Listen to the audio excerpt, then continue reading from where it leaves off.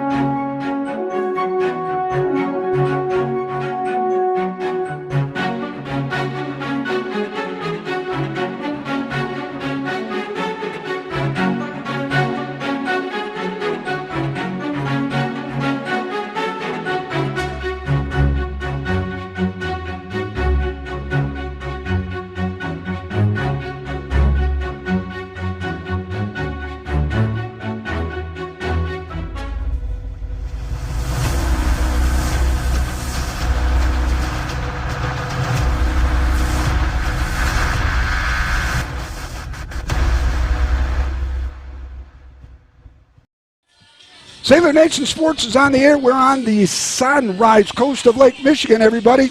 Welcome to Sailor Nation Sports again. Hope you had a great summer. As you can see on the field, Manitowoc-Lincoln ships are taking the field. The Sailors have been on for about 15 minutes, and we are bringing you season number 7, Joe and Steve, and the best in the business outside. He's not up in the crow's nest because there is no crow's nest here, so he will be right on the 50-yard line on the home side. Stevie Stats, the great-grandson of Howard Cosell, flew over via a special chartered jet to come over. Joe and I came over via the Lake Express and had just a wonderful time with the live stream, my friend. Yes, we did. A once-in-a-lifetime opportunity, and the first that we're aware of its kind from the middle of Lake Michigan, a full show, about an hour and a half worth of interviews of people from the Lake Express, people from the team, coaches, players. We had a blast on there. Honestly, it was a great opportunity. And not only that, but that is the only high-speed ferry in the United States of Michigan. That's correct. I mean, the United States of America. United States of America. Yeah, the of Michigan. First time talking, right? And so anyways, it was a great thing. We had the senior vice president as our first guest. We did, and Aaron was a fantastic guest on our show, the inaugural show, literally, of the season, the 23-24 high school season. And this is our 7th season together, my friend. That's right. We went back to the Canton game at the Big House back in 20. Yeah. That's the first time meeting you and your son, wasn't it? Yes. Yep, absolutely. Yeah, and we had a ball. And, you know, the great-grandson of Howard Cosell is truly an icon of Sailor Nation Sports because if you want stats, he's got them. And if he doesn't have them, they're not stats anywhere to be found. That's right. So Stevie Stats has got in. Steve, you know what? How was the flight over? Tell us. I mean, you literally went VIP. I mean, you went high tech, buddy. I did. You know, and one of the things I actually posted on my Facebook page, but it's the things that Matt has done to build the football program, then keeps the community members continually giving, whether it's to us at Sailor Nation Sports. Or it's to the football program in general. But John Huizinga, who graduated with you, Joe, class of 93. A year below me, was able to fly myself and Tommy Grimm, who will do hand signals, and will be one of 3 tonight that does the hand signals, and he couldn't come over till today either. So John flew us over. We flew up to Silver Lake and then kind of veered and cut over to here, and it was like a 35, 40-minute trip, and it was beautiful, and John did a great job, and it was really cool, and it was awesome, and I appreciate John for helping me out. So Okay, so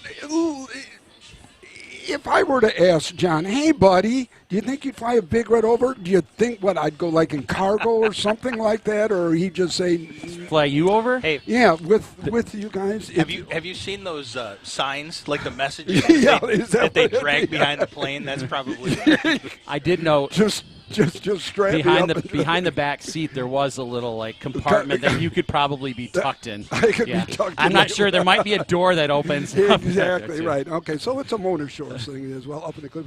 Hey, we've got a guest up here who's going to be a spotter with us as well. Mr. Matt Robertson, and it's glad we haven't had a spotter, a regular spotter, for years, and we never realized how important it was. Well, until your Noah. son's Noah, Yes. and we haven't had a spotter in years, so because of your son, you are now going to be our spotter. So you will be traveling with Sailor Nation Sports, and you're going to be the new addition. Welcome to part of the family here, big boy. And not only that, though, but his son, Solomon, who I had a blessing to coach, is going to be starting at Mike linebacker. Right. And we're looking forward. And again, great kid. He's going to do a wonderful job this year, and it's great to have Matt with us. So, Stevie, let's go. You said you needed some time, but let's spend some extra time in some stats stuff here to really talk about, because it's been a while. This is a different team up here right now. I do have a couple stats, though, before we begin. Defensively, 5 seniors and 6 juniors will be starting. And offensively, it's 5 seniors, 5 juniors, and a couple sophomores. Mm-hmm. So it's Yeah. So go ahead. So let's go over some stats, because it is game 1. Sure. So last year when they came to our place, they had 11 sophomores up on the varsity, and so you could assume from that probably they'll be a little bit better this year. Certainly more seasoned, and I think just what you said about the starters and whatnot. This is coach of the team is Greg Ince. He's in his 5th season. He's 13-23 overall for the Ships. Last year they went 4-6, finished in 4th place in their conference, but he's been a head coach for 24 years. And I think it's going to be a little bit different than what we saw last year. Last year, I think they were trying to find an offensive identity. They tried to run a little bit of option. They threw a little bit. In their first game and in their scrimmage, they're going 4 wideouts to one side. They're going a split into the other with no back in the backfield, and they're throwing the ball all around. Yeah. I mean, they are. It almost looks like the old run and shoot that the Detroit Lions and Houston Cougars with Andre Ware used to run. In talking with some of the players from the Shores, they recognized right away that they are an incredibly heavy pass team, and I believe it was Coach Check that we're talking about. I think their last game they had a total of 7 runs. Was that correct, Nick? Yeah, that would be correct. Yep. So they definitely and they have some real threats. Their receivers are very skilled, and so it's going to be different than what we saw last year. The last winning record for the Ships, 7-4, back in 2013, 2014. Yep. Their Mona Shores pre Matt Kozak. And they're working on rebuilding, which It's going to take time. It took Matt time.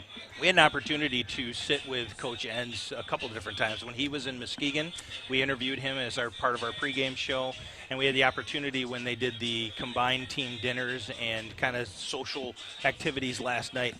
What a great guy. Oh, my Coach God, Enns first is a glance, similar to Coach phenomenal guy. Kozak. Very similar Yeah, he's mannerism. warm, he's inviting. The guy has got a lot of good energy around him, and I think he's going to do great things for this team. So, Well, and again, it's a build mode. It's not a rebuild mode for him. He's trying to build a program just like Matt Kozak. You know, we had talked about, you and I had talked about on the way over and coming here that, you know, do you see this being a year-to-year thing? And kind of unfortunately, this is going to be the last year of this short little rivalry. At least every year. Yeah, like, at I least would love every to see year. something Right. like maybe every 3 years or 5 years or something like that. It'd be Right. kind of tough. It's just expensive. Well, it's just expensive. It's cost prohibitive.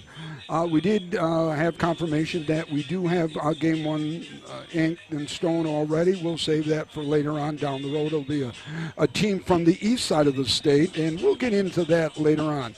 But Steve, you said you needed 10. How about some more stats for us, buddy? What do you got for me? I want to go back to what we were talking about. So last year we won pretty handily. This, from what I have seen on film from their scrimmage, when I say them, the Ships, they are a better team this year than they were last year. Now, what does that end up at the end of the game? I don't know what that looks like, but I think they're more fundamentally sound. Their quarterback is back, same quarterback they had last year, so he's a year older. And so, I think, and they do have some decent size up front on the offensive line. They don't pass a lot, but they have to throw quick passes because they usually don't have a running back in the backfield. So it'll be hard to get pressure. I think it's going to be important that we keep the offense in front of us and just, make them have to make plays or make mistakes as they go down the field. Let me ask you this question. With that said, how would you compare this Mona Shores team now, having talked to Matt versus last year's a little bit? No. Let's do a little compare and contrast. So in talking to Matt this week, I went out to practice, and, he's always awesome and obliges me with his time, and we spoke for probably 15, 20 minutes. It's kind of like when Joe calls you and you pick up the phone. Versus me calling you and picking up and not picking up the phone. Kind of, correct. Yeah, that's how. Okay, go ahead. So Matt said that in all his years of coaching, at this point in time, and it's not against any other team, but this is probably his most likable team he's ever coached. The kids love each other. They like each other. He just raved about them.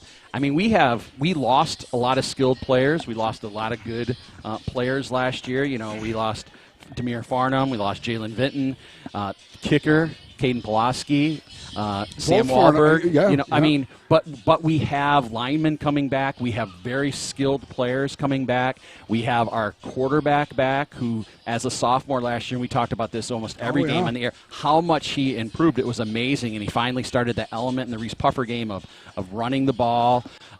He almost threw for 1,500 yards. Jonathan Pittman, almost threw for 1,500 yards last year, 18 touchdowns. So that experience is coming back. I know this, Matt's looking for big things from this team. Now, when you look at our schedule, it's a gauntlet. We go here, we go Rockford, we go Reese Puffer, we go Muskegon. We're top end heavy and then Zeeland West is rated as a top 25 team in all divisions too by Mick McCabe, who we all know is kind of the guru of sports. It's a gauntlet. And Division II beyond that is just brutal. So intense. Well, we're trying to get out. Well, you and I talked about that. Getting out of West Michigan. Getting out of West Michigan is going to be a handful. It's going to be a nightmare. And the team gets out of West Michigan. I'll tell you what, they got a way. You can pretty much pencil them possibly in the Ford Field, to be honest with you. Yep. One thing, during our pregame show on the boat, we interviewed the co-captains and Trent Rosenthal. Yep. And my son called me up down in Charlotte. He says, Dad, you and Joe and the guys did a nice job. He was very impressed with how professional the co-captains were and how they answered the question and the love and the dedication of all the work. They all talked about the off-season work that really makes champions. It's not this stuff. It's not the double practices. It's the Decembers, January, February, March, April, May that where champions are built, literally in the weight room, and all the other stuff that go with it. Yeah, I mean, you might have a game where you throw an interception at the end of the game or a fumble, and that could, but teams win and lose in the off season. Right? Exactly. We all know what Aaron James does for the weightlifting program at Mona Shores, but then you have everything that they the workouts that they do, the 3-man workouts that they do, and just the time they spend in the summer, the veer camps, it's just unbelievable. All right, we're at the center of the 50-yard line where the captains are greeting each other. We're going to be getting ready to do a coin flip to determine who gets the ball and which way everybody's going to be going.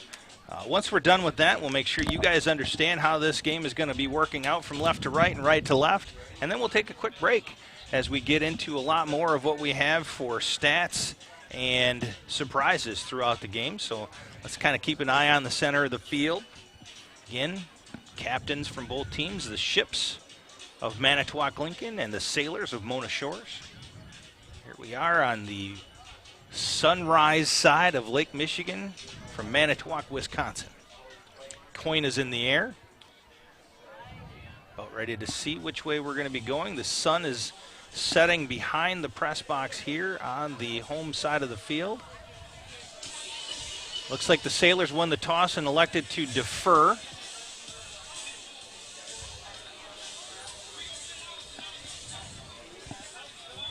All right, so the Sailors are going to be going from left to right.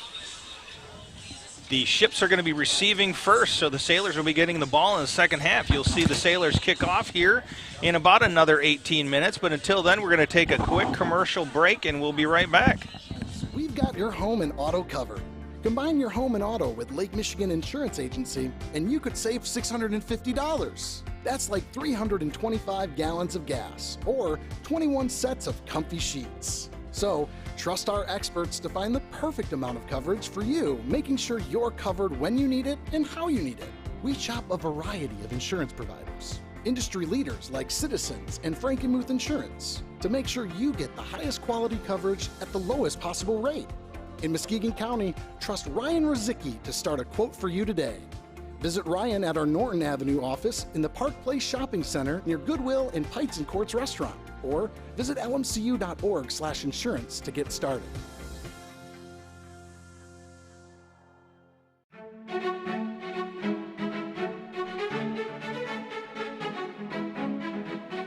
Lakeside Cafe is a family-run business that started in 2013. Located right off the shores of Lake Michigan, it features many delicious meals along with excellent service and a family-friendly atmosphere. Breakfast is served all day, open 7 days a week. Both dine-in and takeout available. Quality ingredients, endless options. Lakeside Cafe.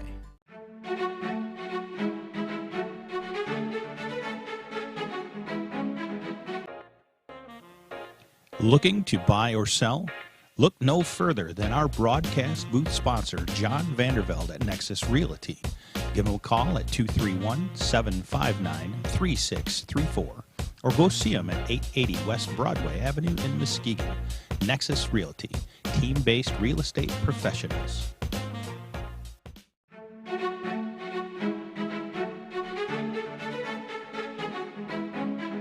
Trophy House is your #1 source for fan gear, corporate and team sales, trophies, awards, and more.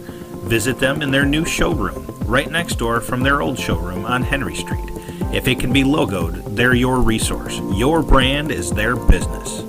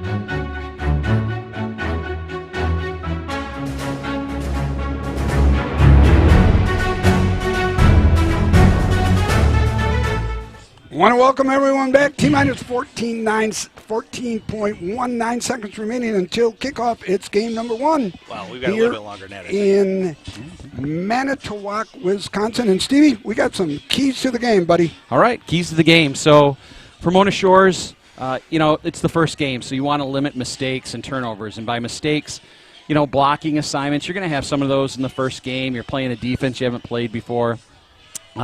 different than what you're seeing in practice. So just limiting the mistakes and turnovers. Second of all, you talked a little bit about Trent Rosenthal's injury. People are going to have to step up around Trent. And tonight it's going to be Solomon Robertson.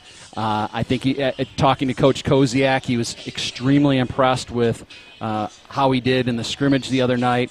But other people are going to have to step up. Trent's a big piece. The middle linebacker is a big piece to the defense. So, and lastly, make Lincoln drive it down the field. They want to throw the ball all around the field. Make them have to not throw over the top of you, throw underneath. The quarterback did throw a couple interceptions last week in their victory over Appleton, to which they won 29-6. But I think make them have to be patient on offense. For Lincoln, keep Mona Shore's offense in front of them. Mona Shore's, we're skilled.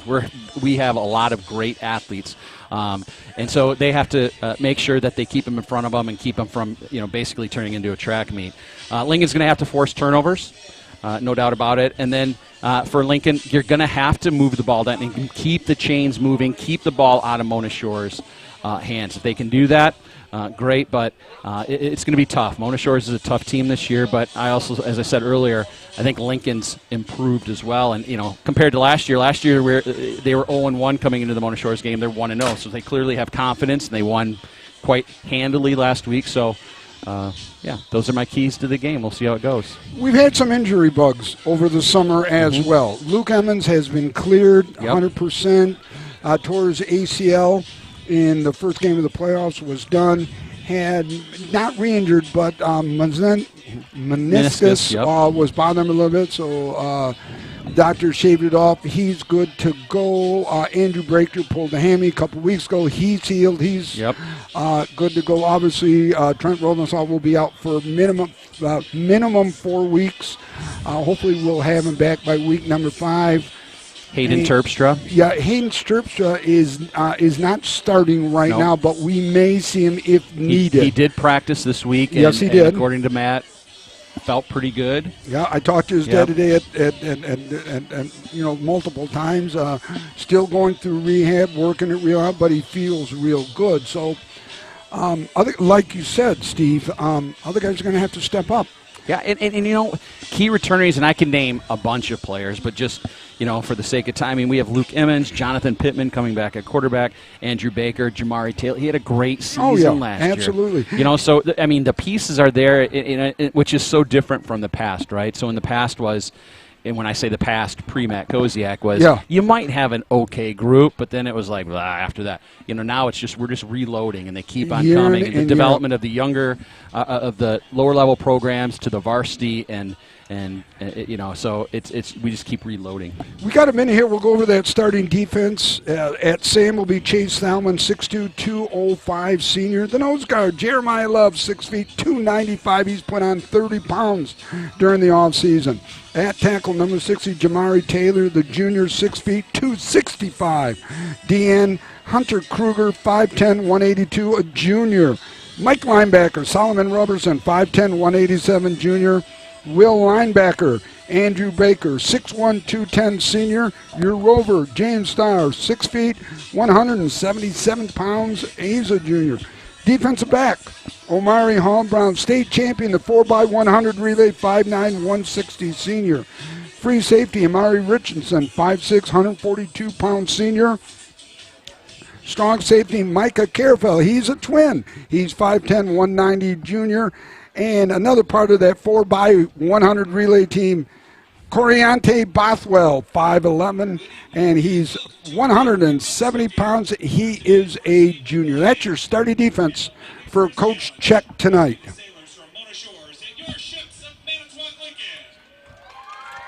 Now, they have this game scheduled to start at 8 o'clock, is my understanding.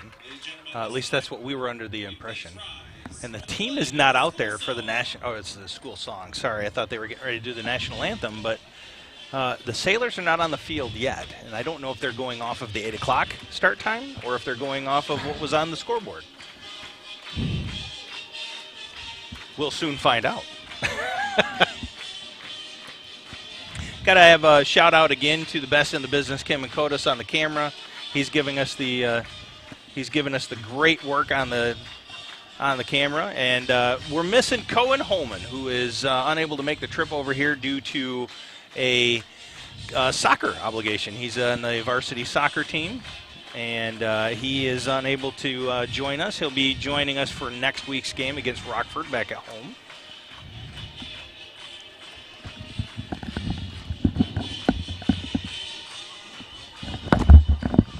Boy, you want to talk about a big game, Rockford-Muskegon at Muskegon tonight. We'll try to get the score. I can tell you what the score was earlier.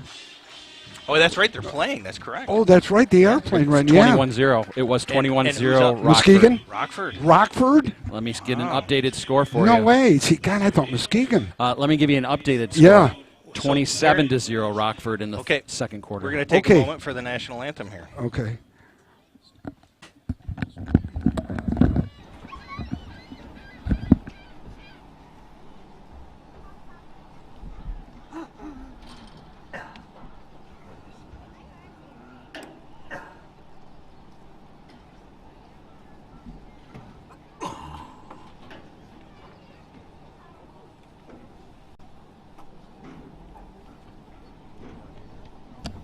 Still waiting for the national anthem right now.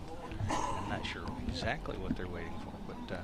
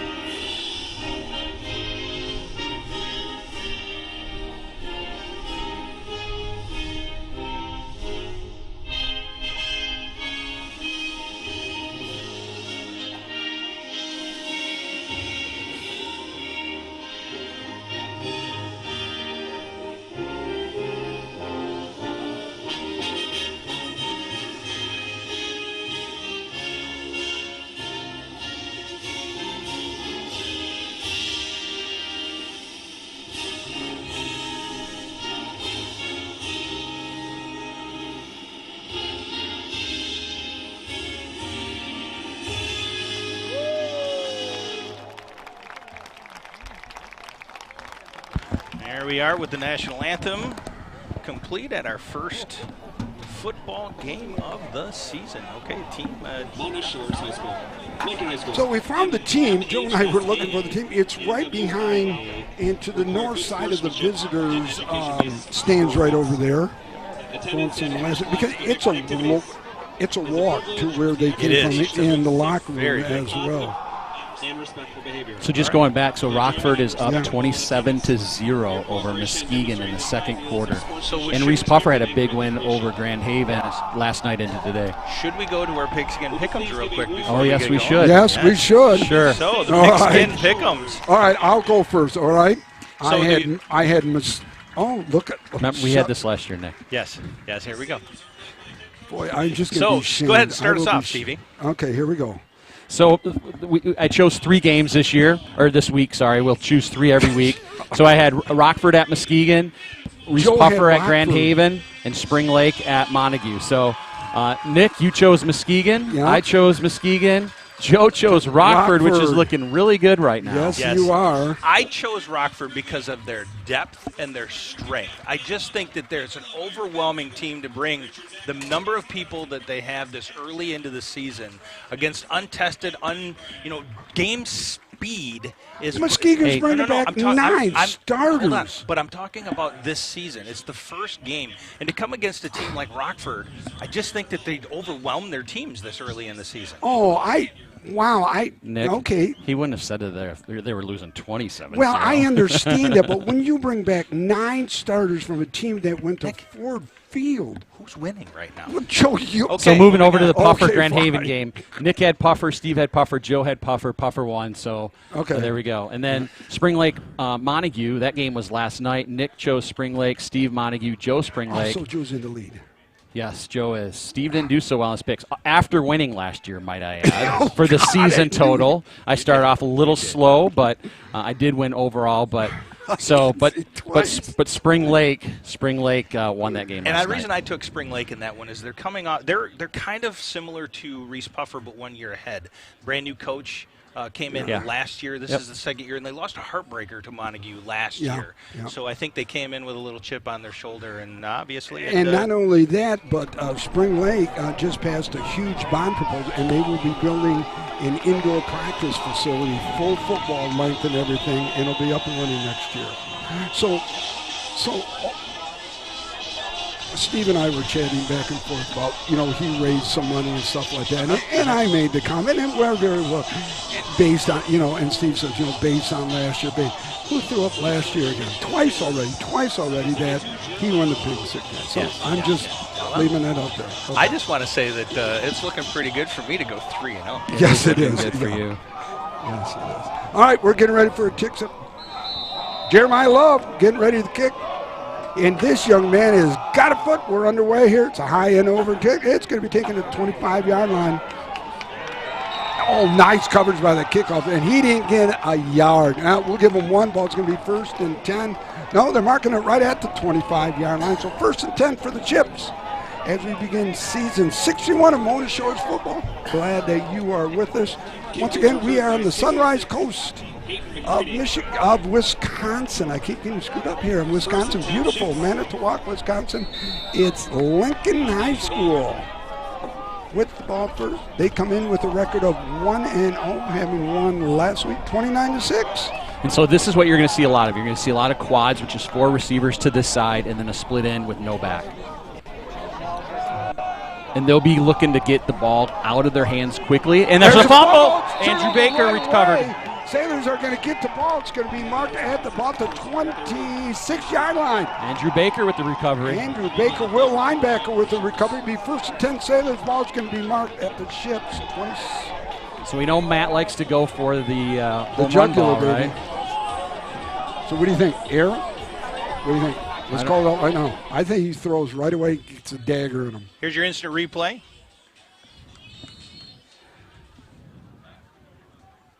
Yep, it's going to be 24, Andrew Baker.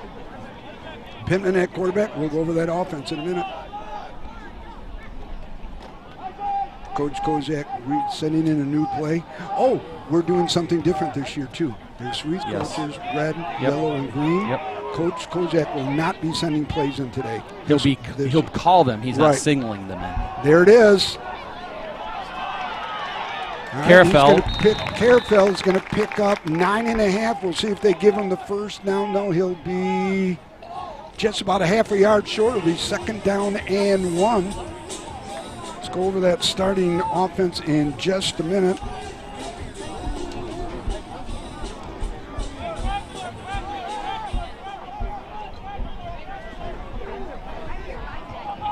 Fullback, and it's a big boy, 214 pounds. Your wide receiver, Micah Carefeld, 5'10", 190.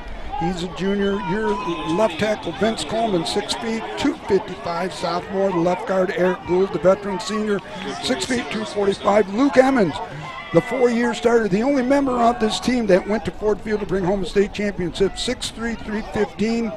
Right guard, Jaden Brown, 5'9", 305. The right tackle is Chris Smith, 6'2", 227. We'll finish it up with the skills after this play. Veer action.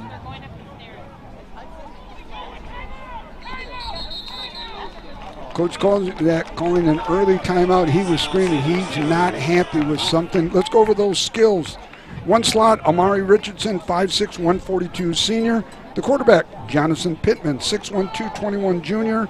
The other slot, Anthony Cage, 5'6", 235. And your fullback, Tamarian Stewart, 6 feet, 214 pounds.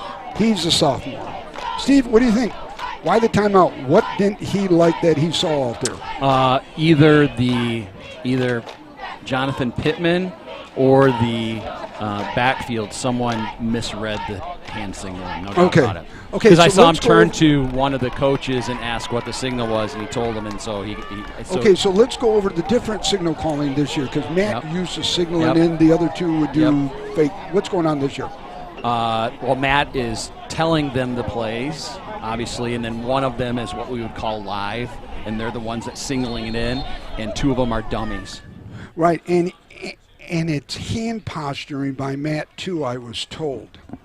Who's going to be the official? Oh,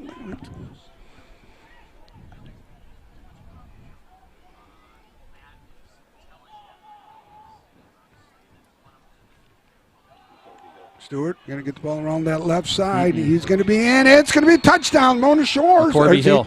Touchdown. To Marion Stewart. First touchdown of the year. It's going to be McCorvey Hill. McCorvey Hill. Oh, McCorvey Hill in there. Okay.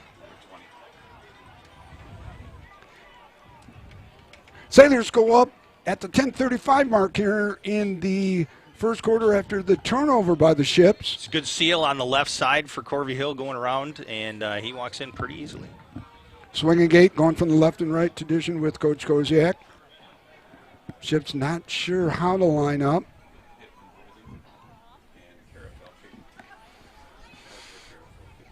Pittman holding, Carafel kicking. Left footer. Kick is up. It is good. So with 10:35 remaining in the first quarter, Sailors go up 7-0 via the turnover. We're going to take a short break, and we will be back. We're going to give you a minute. Come on back.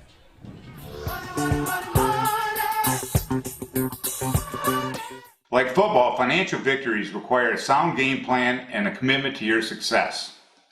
For your success, put the Braver team on your sidelines. Go Shores!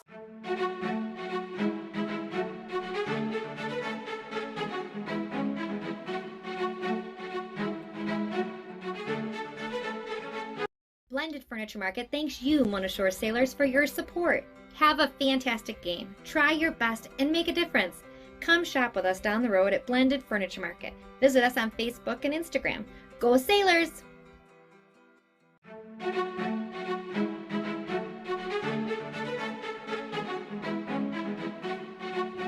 Want to welcome everybody back. Hey, if you're just joining us, you missed a quick touchdown. Sailors, via the turnover, go up 7-0 here with 10:35 remaining in the first quarter. We are on the Sunrise Coast of Lake Michigan. We're in Manitowoc, Wisconsin. The gang is all here, the family, the best in the business.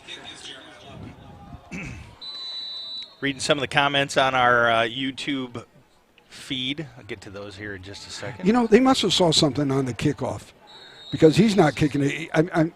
I mean, Love can literally get it into the end zone. He must have saw something. Well, when I was at practice the other day, they weren't kicking the ball deep. Okay. So, they weren't even kicking it down the middle, to be honest with you. So Yeah, I don't well, know what changed over the past few days. Well, I don't know because, you know, it's at the 34-yard line right now on that west, on the east side there. Yeah. Okay. Thank you.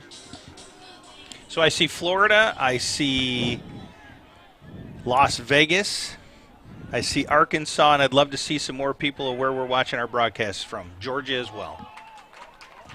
Pass up the middle. Pass up the middle. It's going to get back to that line. No, he's going to gain 2, the official on that far side. That's Carafel on the tackle.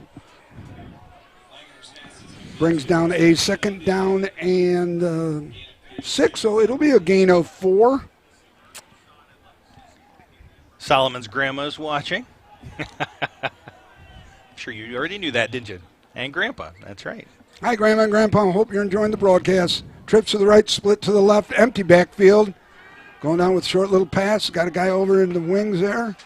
He's going to get back to the line of scrimmage, pick up about 1, maybe 2 at the most. It'll bring down a 3rd and 6. Carefell on the tackle.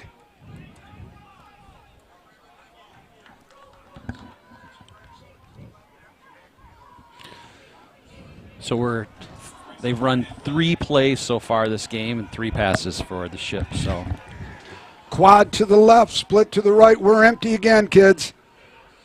Got to bring a little heat. Linebacker's coming in. He's going to go deep with the outside. That goes incomplete. Boy, I'll tell you what, Czech brought both linebackers with the heat. It was Robertson, Solomon, and Andrew Baker. The Will and Mike linebacker put in a little heat on him, and he had to rush that pass. It goes overthrown. It's going to be 4th and 5. Ball's going to be marked at the 39-yard line. And you'll see a lot of that tonight where they try to throw back to the single receiver side, and they kind of try to make it a one-on-one opportunity. Right, it's man-to-man on that lot. far side. Okay, they are not in punt formation. But he is their punter. Yes, he is. Yeah, and now he's back, so punt. There's a kick. Oh, this is going to be returnable. Across the 30, 35, 40, 45, 50. Cuts back, 45, down to about the 42. Is he going to mark him out of bounds? It's Amari Richardson with the return.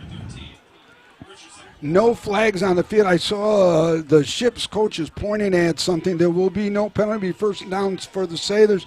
We're in ship's territory with 9:35 remaining here in the opening quarter.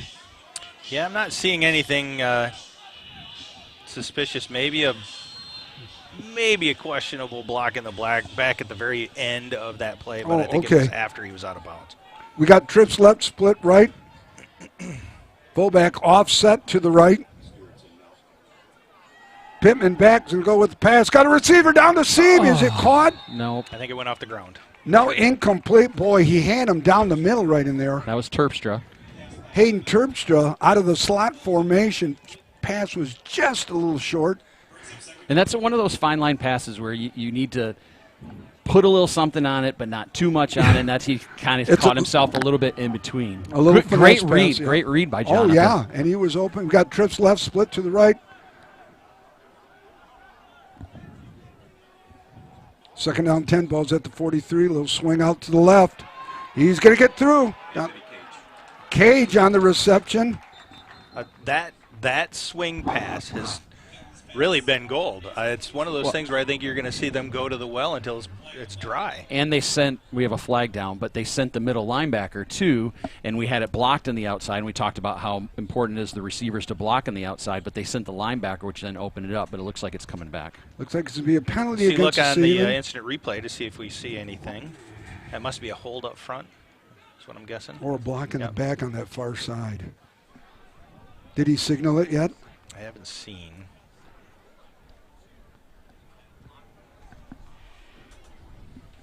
I tell you what, it's great to have a spotter. Great to have Matt up here with us. Yep, holding. Yep, holding. Ball's going to go back. It's going to nullify the game. We're going to be 10 yards. It'll be a 10-yard penalty. It's a spot penalty. So it'll bring up second down, 18. The ball's marked way back at the Sailor 49-yard line. Got a shout out again to North Carolina, Wake Forest, North Carolina. We also have to add Virginia on here. St. Joseph, Michigan. Of course, we've got Norton Shores. A lot of Norton Shores residents probably watching. Love to see you guys from back home. Oh, look at it. He's going to break one tackle, cross the 45 down to about the 40-yard line in ship territory. Nice to see the big fella out there, Luke Emmons. It was Stewart on the carry. Tell you, there's some beef on there. I tell you what, there's some grain-fed, free-range beef out there for the Sailors' offensive line. You know, number 4 for Mona Shores, Tamarian Stewart. At the camps this summer, he's a sophomore, one of 2 sophomores up. He's been getting a lot of looks from colleges, and Matt calls him just a freak athlete. 6 feet 214 yeah. as a 10th sophomore. Grade. Yeah. Hill. It was a great stop by the Ships there. Good read on their line, and they were able to get through. It's going to bring up a 4th down and 6. There's no doubt they won't go for this. I think they have enough confidence in their defense. You're going to go with a hard count, you think, though, to start? He's done hard count before. We'll see. No, I'd shorten that 4th down distance. Oh, he's going to go back to the punt. I'm surprised. Yeah, little pooch that could end up here. pretty good. Oh, he caught that. Was catch. A great job catching that ball. Yeah, great job. It. That would have gone down inside the 5-yard line, Stevie. Yep. So it'll be 1st and 10 for the Ships. 7:56 counting down here in this opening period. And the boy Noah is watching from Cincinnati. We've got to add Ohio on there. The DeMars are watching from poolside. I like that. I saw someone on there from Bradenton, Florida. Yep, Florida, yep. Got a great crowd with 382 of you so far on here on our sunrise side of Lake Michigan. And like we talk about, Joe, it's 383 or 382, but I know there's multiple people watching with multiple, Yeah. Yeah. Heck, maybe somebody will want invite us down the road. Oh, quarterback keep. He's going to go nowhere. He's going to lose about 1 2 yard loss on 2 yards on that quarterback keep. Hunter Kruger on the tackle. Oh, boy, Hunter, God. Love Hunter Kruger. All these kids. This group of seniors is my last group as a head coach at Mona Shores. They're a special group of kids. They're just, all the accolades, they're just professional, well groomed by their parents and their guardians. Just a special group of kids, as every group has been. They're going back, going across the middle. Kruger there. It's going to bring up a 3rd and 12. That quarterback was rushed as well. Coach Chuck's defense, very disciplined so far to start this game.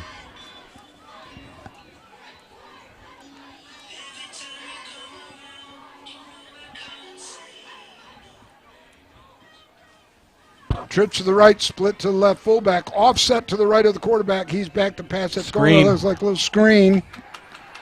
He's going to be caught, and he will be about 3 yards, maybe. 1 2 3 4. He'll be about 5 yards short. That'll put the Ships in a sure punting situation. Now Baker on the tackle. This group of seniors went 6-2-1. The tie after being up by 18 at halftime. Tied. Muskegon came back and tied.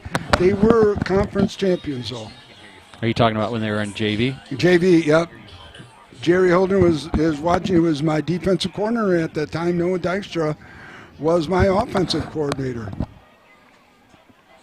Trips right, split left. There's a flag on the play. Gosh. It's 4th and 4. Okay, the Ships are. Who's it going to be? False start on the Ships. False Didn't start look on like the it was Ship. going to be. Well, the Ships were clamping, thinking it was Shores offside. Shores clamping, so it was Ships. Okay, so now you're going to bring in your punt receive team. Coach Check, wholesale substitute, bringing in a lot of speed right now. Ships are going to be forced to punt 4th and 4 back at their own 13-yard line. Amari Richardson. It's going to be a punt. It's going to be a high punt. This punt will not be returned. Takes a short bounce. Yep, it's going to take a short bounce, and it's going to be down at about the 37-yard line. So it'll be 1st and 10 for the Sailors, 7:05. This is a long first quarter. This is a very long first quarter. But it's a good first quarter. Sailors up 7-0. Sailors on the offense here. Jason Boyden, the director of the marching band, is watching and sending out his hopes for the Sailor Pride to bring all this wind back from Jason, the I'll tell you Sunrise what, we look forward to seeing your band on the field when we get home for a nice 3-game stretch. I'll tell you, great job with the band. 1st 10 for the Sailors, twins to the top and bottom. Fullback right behind Pittman. Pittman's going to get the ball to the fullback. He's going to cut through. He's down to about the 20, 15, 10, 5. Touchdown. Did he stretch it across? No, the official said he's going to be out of bounds at about the 2-yard line. Boy, McCorvey Hill with the run. The ball's going to be down at the, what do we got, Stevie? 1 yard line, maybe? 1 yard line, maybe. You take a look at that Lake Michigan Insurance instant replay. Does he make some good cuts? Oh, yeah. Amazing cuts. 1st and goal for the Sailors. 1-1-1-1. 1st down, 1 yard to go. Ball's on the 1. We're in the first quarter. Pittman with the carry. He is into the end zone. 2nd touchdown for Team 61 at the 6:53 mark here in Manitowoc, Wisconsin. We're on the Sunrise Coast of Wisconsin. Waiting for the PAT attempt. Carafell with the attempt. He's one of the twins. Ezra Carafell, the left footer. So let me ask you, how difficult is it as a holder to switch from a left to a right or right to a left-footed High-end kicker. overhand kick. It is good. With 6:53 remaining here in the first quarter, Sailors are up by a pair of touchdowns, 14-0. We're going to take a quick break. You can take it with us. And I'll answer that question when you get back, Joe. By golly, do not go anywhere. Come on back.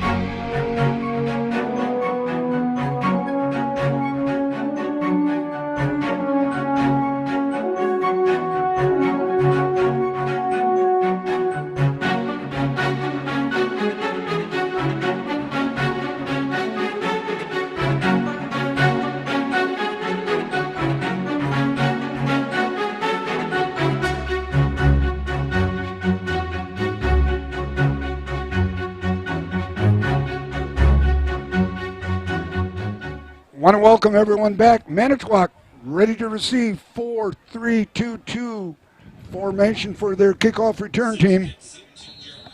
Love getting ready to kick off. Looks like, okay, there's a little opening. It's going to be high overhand kick right in that opening. He's taking on a fly. He's going to break through that initial line, and he's going to be up at about to the 36-yard line, the official on that far side. Pence on the tackle. That's Andrastic, and he is a good playmaker for the Ships. So going back, Joe, you asked about how difficult it is on field goal holding, PAT holding, to switch from a left-footed kicker to a right-footed kicker. And it is, because as the holder, you hold. So when in high school, I held for a left-footed kicker and a right-footed kicker, and it is difficult. No, it is, because you're using different hands and spinning the ball and making sure the laces aren't there. It is. Quads left, split right, empty backfield for the Ship. Shits back to pass, going down the middle. It's incomplete. Brings up a 2nd and 10. Ball's going to be marked right at the 36. We're 6:42 counting down here on an absolutely picture-perfect late summer day here in Dairyland. Teacher Heather Hall watching. She's watching with Coach Swinburne. He's looking for some relay runners for spring track. Well, he won a state championship. 2 of those guys are coming back. Trips to the left, split right, fullback offset to your left. Looks like fullback's going to swing right here. He's looking downfield. He's going to be tackled. Was that Love? Fumble recovered by the Ships. Who was that?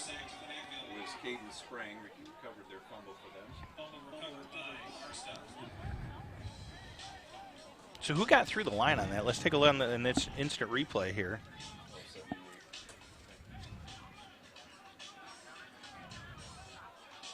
Is that Jeremiah? Yeah, that's Jeremiah Love, isn't it? Yeah, Jeremiah Love. Let's give Love a little love out there. There's a lot of love to give to that big fella. Great kid. Great pressure. Now there's going to be a tackle. Kruger. Hunter Kruger, my boy, coming in with the sack off of that defensive end spot right there. I tell you, he was a beast last year. Yeah, right around that end. He is cat quick. Had the honor to meet his mother at the reverse raffle, and he always gives me a hug at practice, and just love that young. Love them all. Great kids.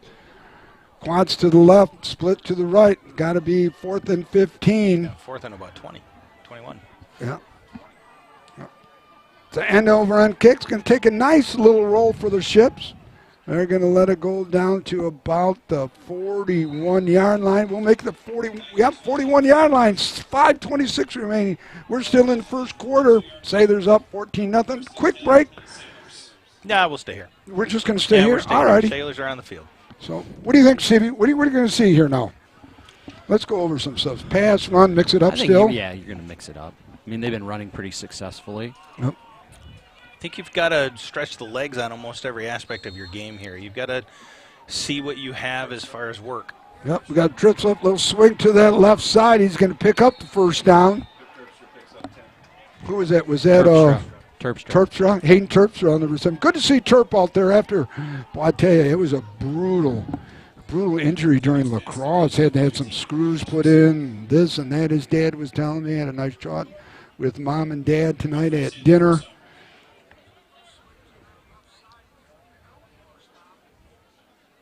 Base formation, twins to the top and bottom, fullback offset to the left. Pittman, your quarterback. Marion Stewart. Boy, I tell you, that's a freight train coming through there. Yeah, as soon as he gets a few varsity games under his belt, you know. Yeah, 6 feet, 214 pounds of just locomotion coming through there. I'll take a look on the Lake Michigan Insurance Instant Replay, and you're exactly right. It starts up front, though. Good blocking. He finds a hole, but once he gets running downhill, it's going to be hard to stop him. Twins to the top and bottom. Little pass out there. He's wide open. They're going to reverse out to that sideline where nobody is.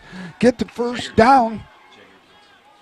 Jager Johnson with the reception, run out of bounds, and we'll make it the 29-yard line. First and 10 for the Sailors. 4:20 counting down here in the opening quarter.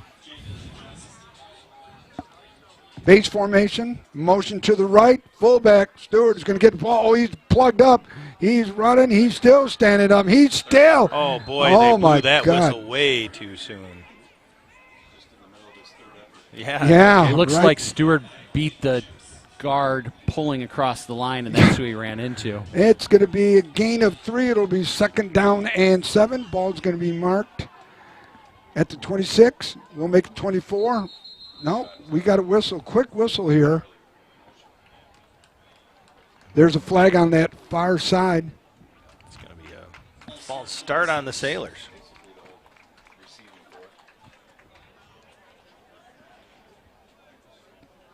.409 individual watching right now. I'd like to thank all of you for watching here from the John Vandervelde and Nexus Realty broadcast booth. And for the first time ever, out of state here in Manitowoc, Wisconsin. Twins to the top and bottom. Fullback right behind Pittman. We got Morrison. We got a little counter coming back. Terps are going around that left side. He's going to get the first down. He's going to cut back in. Can he get in? And it! Are we getting in? No. They're marking him out of bounds. I don't know, but his foot sure looked pretty good on that carry. God, his ankle looked really good on that. It's going to be out of bounds at the 1 yard line. Let's take a look at the Lake Michigan Insurance Instant Replay, and he reaches at the very end here. Oh, it looked like he got it across. Sure does look like it. Let's tell the officials we got instant replay. They can come up here and look, for heaven's sakes. Pittman's going to carry the ball. Pittman's going to plow his way in for another Sailor touchdown, the third one here in the first quarter. Sailors are going to go up 20-0 with a PAT attempt coming right up. I tell you what, that ankle looks real good, Mom and Dad, real good. Dan Schneider, I tell you what, he's huge in the rehab process as well. We want to thank Dan. Swinging gate, left to right, a la Michigan.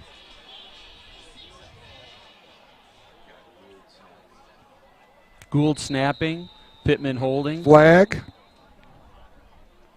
So what did they see way back in the end zone right away? What would it be that? Too many men on the field, maybe? I mean, that came out right away, and he was like at the end mark of the end zone. So what did he see? I have no idea. We're lined up in our PAT attempt. Looks like it's going against the Sailors. Yeah. Still haven't seen anything called. And we probably don't have replay on that, do we? That one, nope. No. That'd be interesting to see what it was. Well, we have a little time here. Update from Muskegon, from Rockford, Muskegon in the third quarter.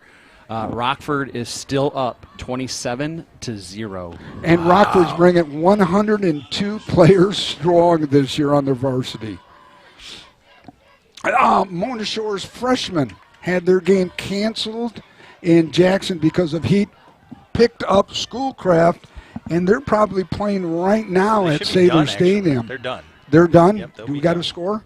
I do not have the score. I don't Let's have see the score if we can either. get one. PAT attempt, the left footer, Careful. It's up and hits a goal post, and it goes over. The left legger, the southpaw, via the foot, hits the crossbar and Carafell's over it. Oh my God! Is it Carafell the ball over the goalpost to make it 21-0. We're still in the first quarter, kids. It's 3:22 remaining. Hey, we're going to give you a break. Come on back though. This is our house. We can find your house.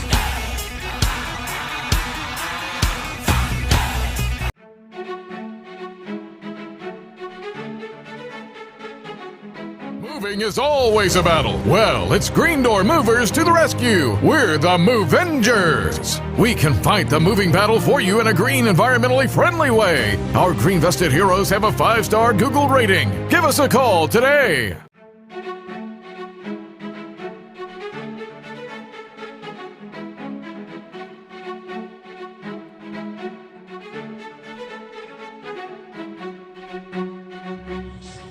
.322 remaining here in the first quarter. We are in Dairy Cheeseland. Wisconsin is the first out-of-state game for the Sailors in school history. Love, there's the foot of Love. Taking it down to the 10-yard line. Crosses the 15, down to the 20. And he's going to be tackled nicely at about the 21-yard line. What do we got, big fella? Terpstra on the tackle. Terpstra on the tackle. Beasley on the carry. So, Steve, got to be happy. Matt's got to be happy so far on both sides of the ball. I think so, but, we've had a couple penalties, a little bit of sloppiness. He had to call a timeout for formation. So, I don't, knowing Matt, it's I think game one, though. It's game one. Well, I know, but, knowing Matt, I don't think he's happy. No. Check on the other side, though, has got to be very happy with the defense. Sure, for sure. Posting a shutout right now. Yeah. So we got quads to the right, split to the left. Let's make it trips to the right, split to the left. Fullback's going to get the ball. Oh, look at that. There's a blanket of white right there. Baker, Kruger, and one of the corners up there. Who is it, number 13 in your program? Richardson also on that tackle. It was a blanket of white. Yep, no gain. It'd be down 2nd and 10, kids. Ball's marked at the 22-yard line. Trips right, split left. Quads right, split left. Going downfield. Great coverage. That was Omari Hall-Brown. Omari Hall-Brown, the state champion of 4x100 relay. I'll tell you what, 4x100 relay is going to bring the ball back about 22 yards almost. Nice interception. So fumble recovery, interception. You got to be happy, Coach Check, with your defense right now.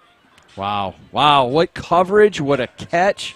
Great coverage. It was a blanket of white all over the receiver, and he had to go back over his shoulder, get the ball, counter around back towards his home side, and Sailors are in 4-down territory. Ball's going to be marked right at about the 22-yard line. A little out there. Terp. He's going to plow through. He's going to bring the ball down to about the 20-yard line. Going back to the interception and talking with Coach Koziak this week, he said Omari Hall-Brown, you might not notice it because he was so, it's a small kid, but he's put on 23 pounds since last year. And that relay team set a record and won the 4x100 state championship. Him and Bothwell back there. There's a nice little screen right there. Carafell with the ball. He's going to get down to about the 4-yard line. Sailors in scoring position. 4-down territory. 1st and goal. Cage.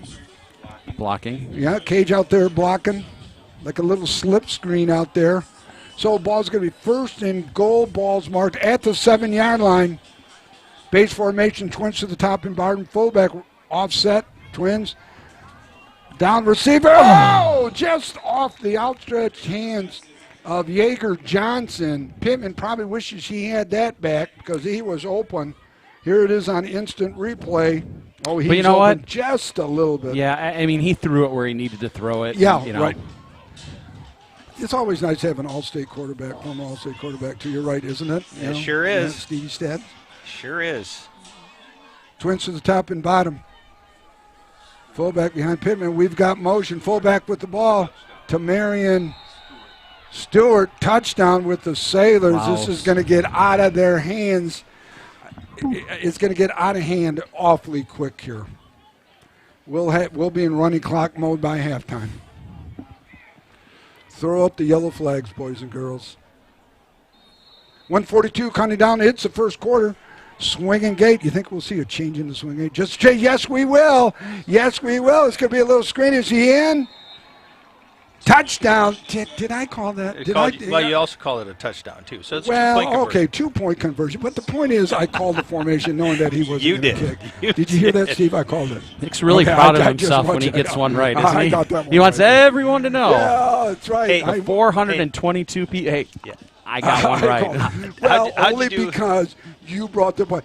Did I win the pick-em pigskin? Yes, Steve, you won last year. Okay, that's How'd you do this week? Touche. 1:42 left here, first quarter of play on the Wisconsin side of the lake. Well, I tell you what, there's a nice crowd here at Rubik Field. Kimmin, before we get started, I want to look over at the visitors side where the Sailors are. I want to take a look at the right side of the bleachers. That is the Ludington soccer team, which is staying at the same hotel that we are.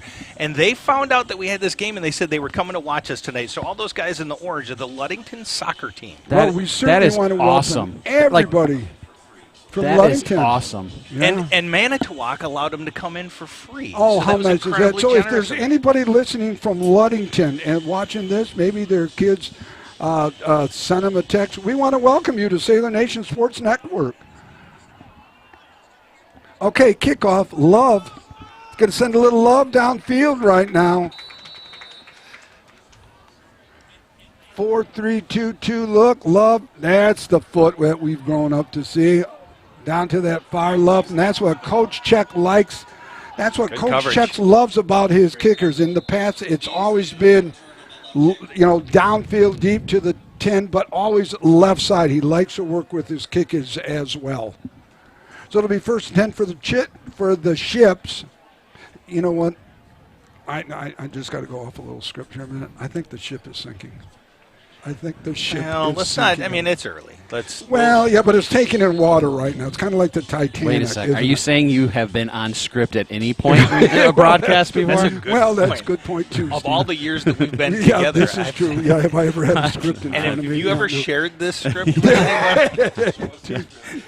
Because I don't think what you have in front of you is anything relating to a script. I might even suggest burning the script and starting over sometime. You know, fellas, it's up here. It's right here in the memory bank. Oh, my goodness. It's right here in the memory bank.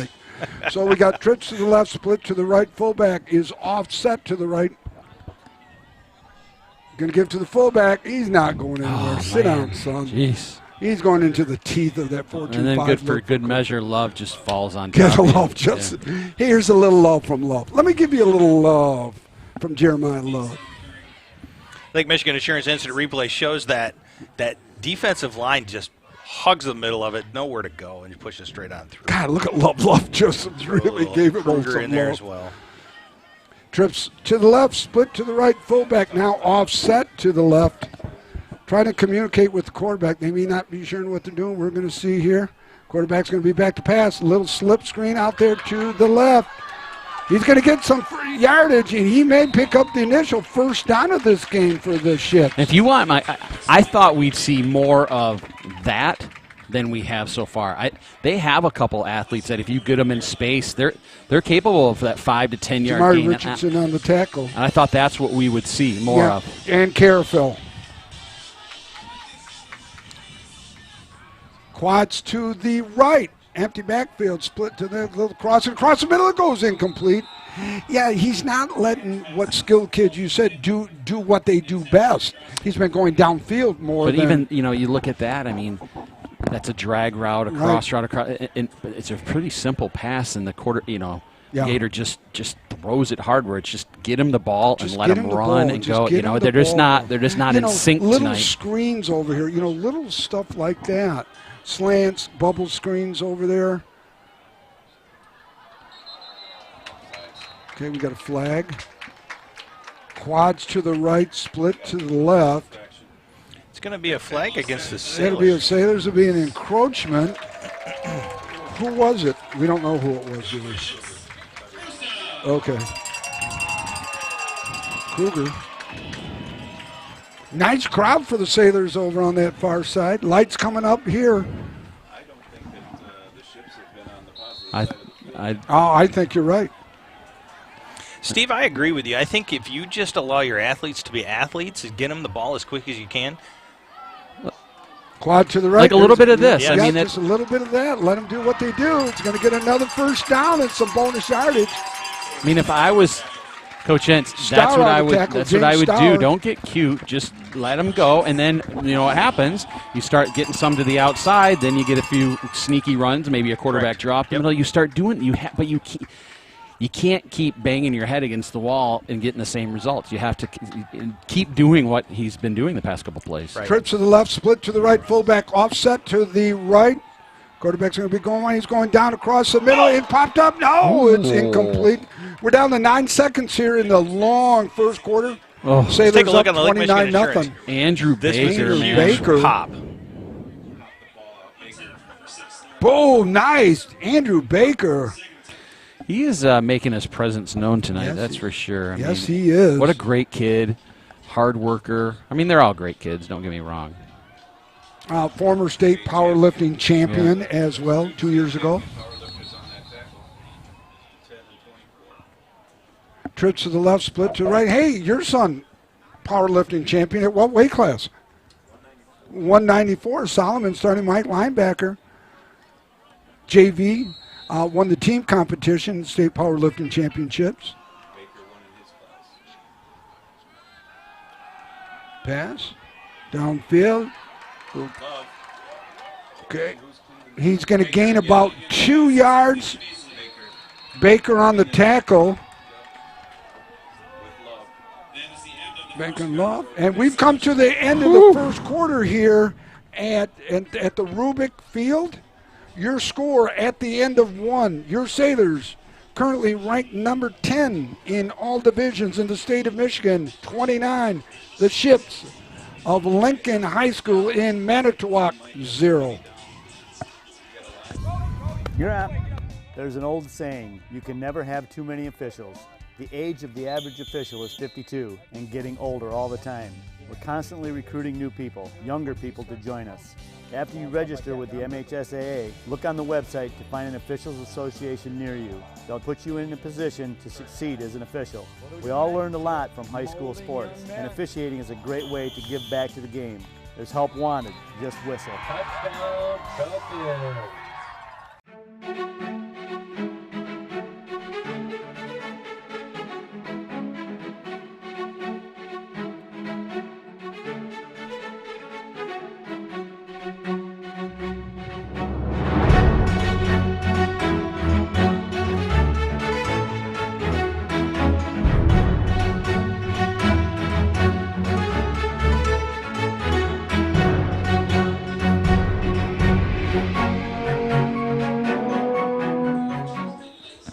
Want to welcome everyone back. It's the second quarter of action here at Rubik Field.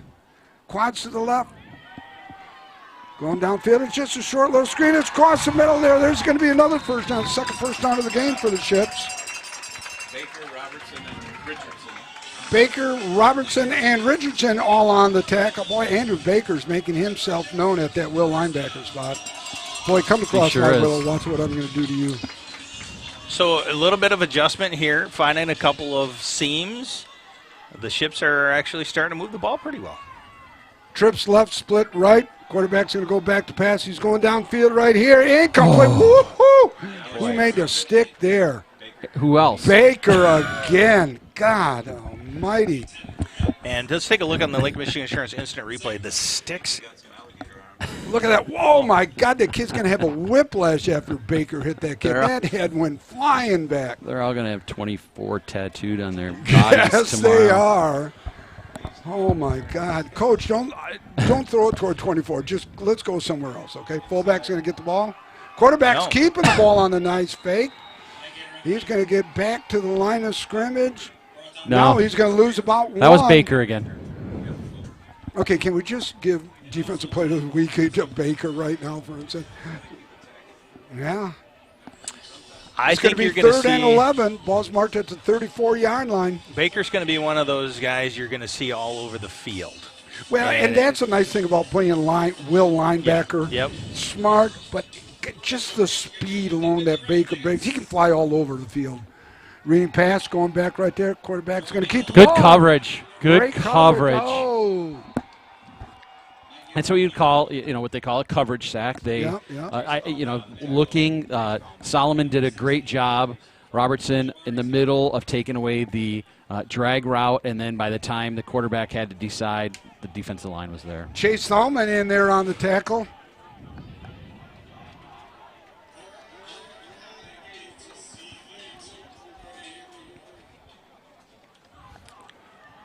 Fourth and 15. 6'2", 205. He's a senior.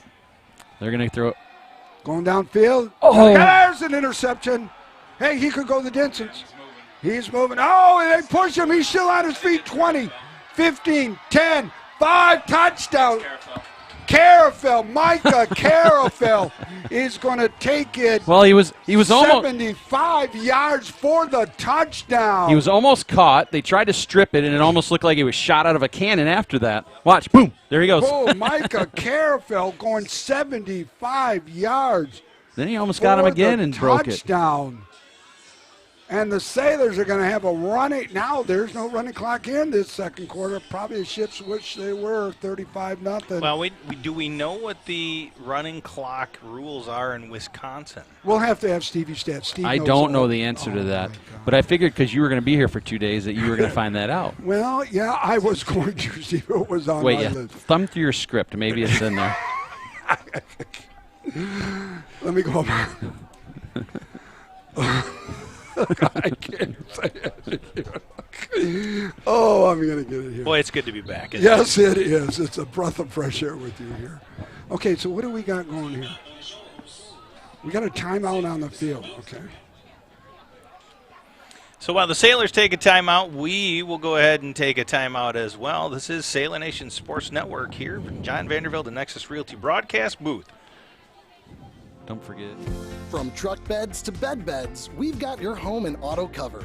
Combine your home and auto with Lake Michigan Insurance Agency, and you could save $650. That's like 325 gallons of gas, or 21 sets of comfy sheets. So, trust our experts to find the perfect amount of coverage for you, making sure you're covered when you need it and how you need it.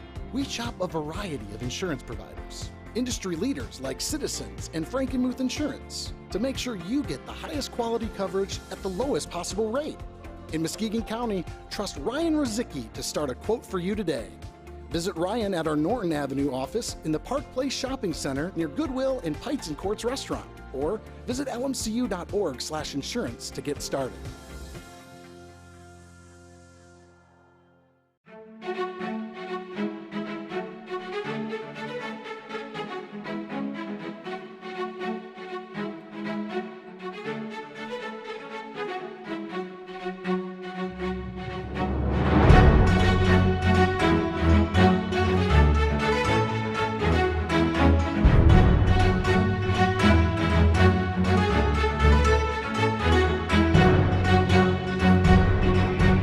Want to welcome everyone back. 10:39 remaining PAT attempt after the swinging gate. Careful, the left footer, and we got another get a fight. false start, or is that going to be a neutral zone infraction?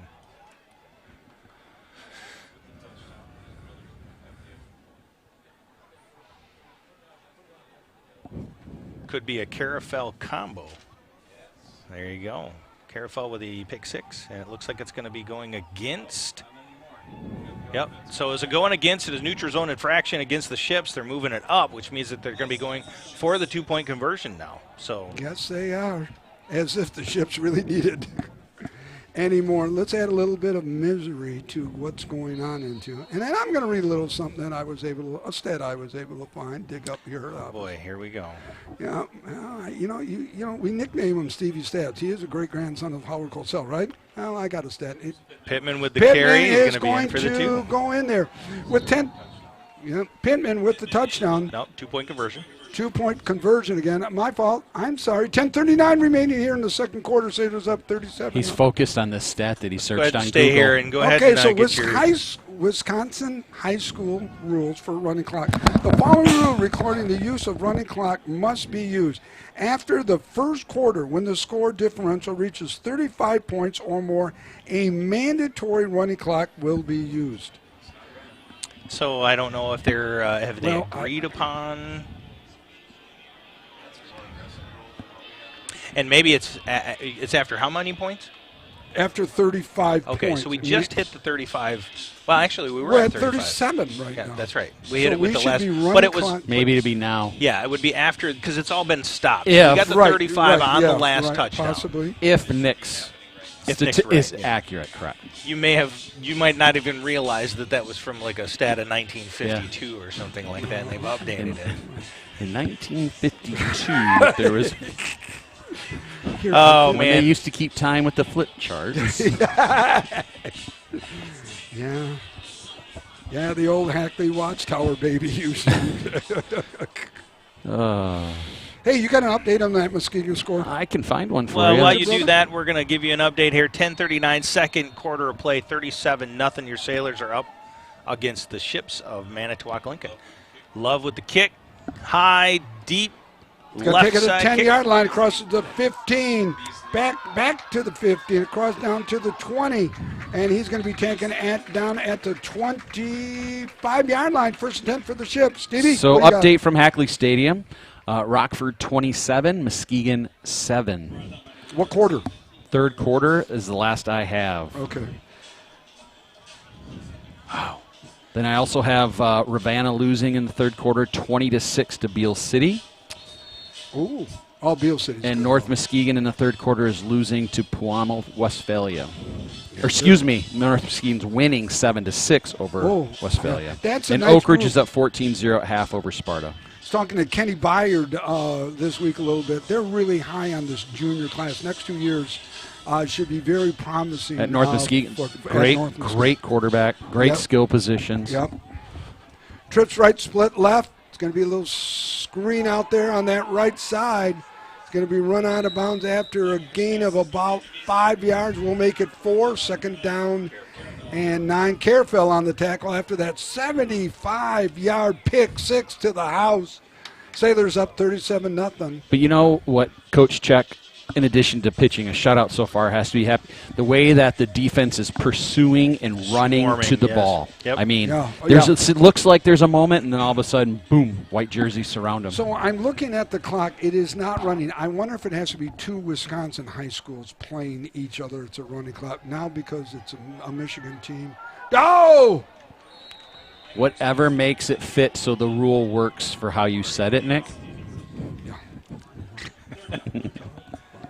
You're probably right, yes. Amari Hall Brown on that tackle, yeah. Oh, there's no question I'm probably right. Yeah, let me pat myself on the back just a little bit here, okay?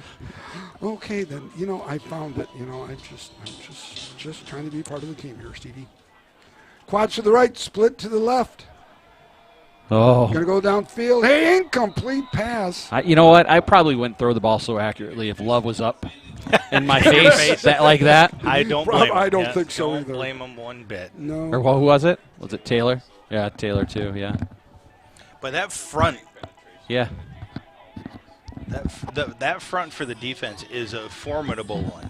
Well, they're just so athletic, too.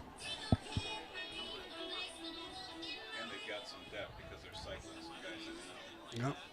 Quad right, split left. We're empty again. Boy, this makes for an eternity of a game, though. Quarterback back to pass. He's got somebody off in the flats. Across 35, down to the 40. He's going to run out of bounds at about the 40-yard line. Is that a flag? Get the first down. Yep.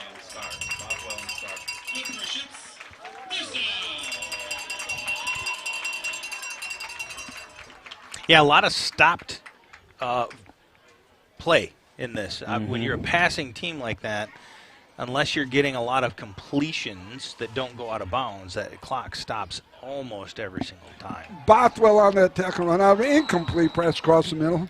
That was Kruger with the pressure on the quarterback that time. I mean, you know, and when you run an offense like this, when you don't have a back in the backfield a lot of the times, it's got to be short, quick passes. Right, but even in this, I mean, you would think you'd be able to get the ball get rid of the ball, but I mean, we're getting through with no problem right now. Quads left, split right. We're empty again, kids.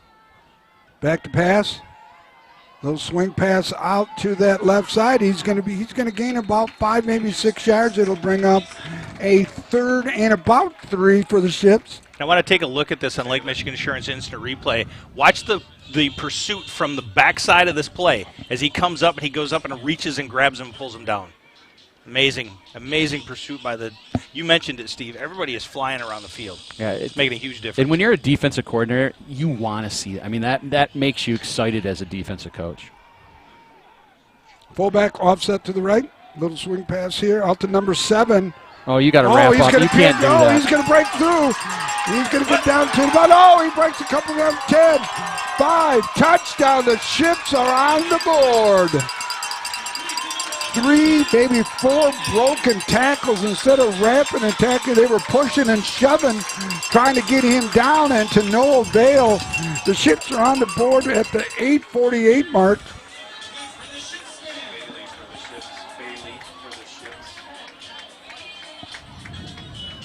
Who was that, number 7 for the Ship? Bailey for the Ships?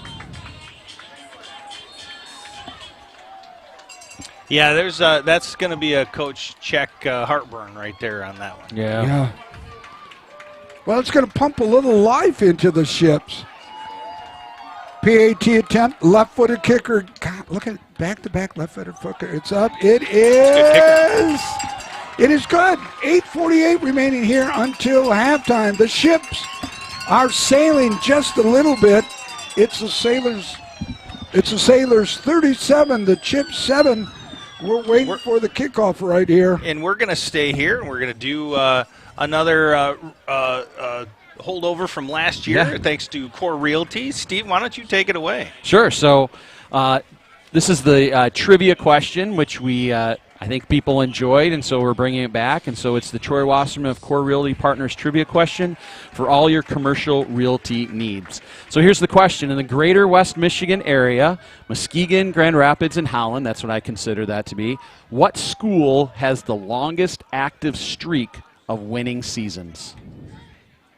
In the greater West Michigan area, Muskegon, Grand Rapids, Holland, what school has the longest active streak of winning seasons? Winning seasons. Winning seasons. Boy, that's a tough one. How many seasons? How many total longest active streak? Do you want to know what it is? No, hang Not on. yet. No, wait. yeah. It's a lot of seasons. It's a lot. It is a lot. Not like Nick Davros' age old like that, but it's a lot. I like the way you put that. Boy, the new and improved Slim Stevie stats, I'll tell you. He got a little sharper tongue this year. That's all right. That's all right. Go ahead and get it in right now. He flew over. You and I took the ball over. Okay, so we're moving the ball. Why? So we're starting the kick from the 45 of the Sailors. Oh, I didn't see that. It sounds like we had an unsportsmanlike conduct on the extra point. They assessed the yardage on the kickoff, which means that the Ships are going to be kicking from the Sailors' 45. And we have our hands team out just in preparation. It could be an outside kick. And why won't you try? And there it is. Sailors going to get in. He's going to down it. Jager Johnson on fielding the kickoff. So it'll be 1st and 10 for the Sailors. Ball's going to be marked right at the 26-yard line. We got 8:47 counting down. Sailors up by 30 now. We got twins to the top and bottom.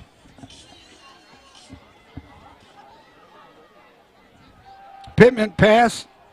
on that far side. Ball's going to be received. He's going to gain 11. It'll be 1st and 10 for the Sailors. You know, in talking with Coach Koziak this week, he couldn't say enough good things about Jonathan Pittman from the quarterback position. But one of the things that really stood out to me, and think about, this is coming from Coach Koziak, right? And think of the players we've had. He believes he's the hardest working kid he's ever coached. Wow. Staying before, staying after, putting in the time. And I don't think that's a put down on anyone else that we can name in that's just saying what an outstanding character that Jonathan has. Little screen off that pass here. Amari Hall Brown on the reception. Gotta love the dreads handing back on it too. It's statement. Quiet. He's quiet, work hard, state champion in the 4x100, and we got a flag.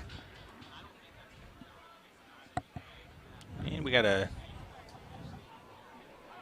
we do have a flag on the play. It's going to be marked against the Sailors. It's spot foul. It's another unsportsmanlike conduct. Unsportsmanlike.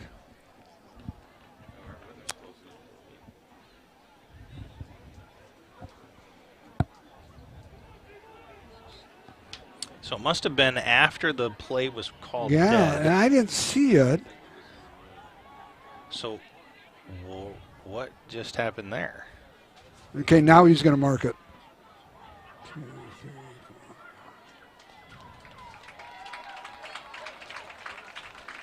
Second one of the game now for Coach Koziak, and he's not going to be happy with that at all. The coach's kid's much better than that for an attitude, and we'll see what happens. We'll try to get something down the road here.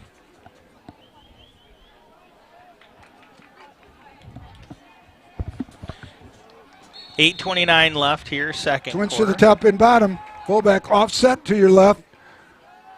Pittman down there. As a completion. Great throw. Oh, is that Terpstra?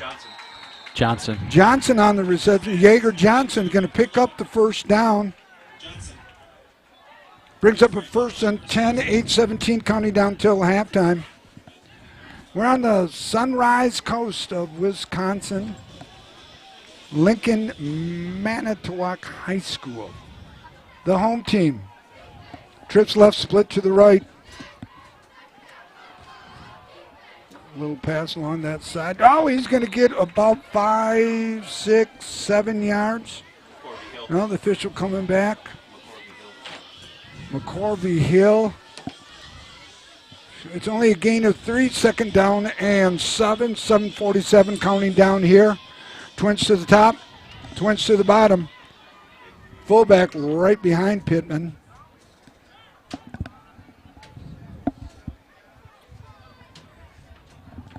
Thank you. Fullback offset to your left now. Right across there, right across the middle. He's going to break one tackle down to the 25-20. He hurdles one tackle. 10-5. He's going to be tackled. Jaeger Johnson. I want to take a look at this Lake Michigan Insurance instant replay. Pittman threads the needle on this one. Just watch.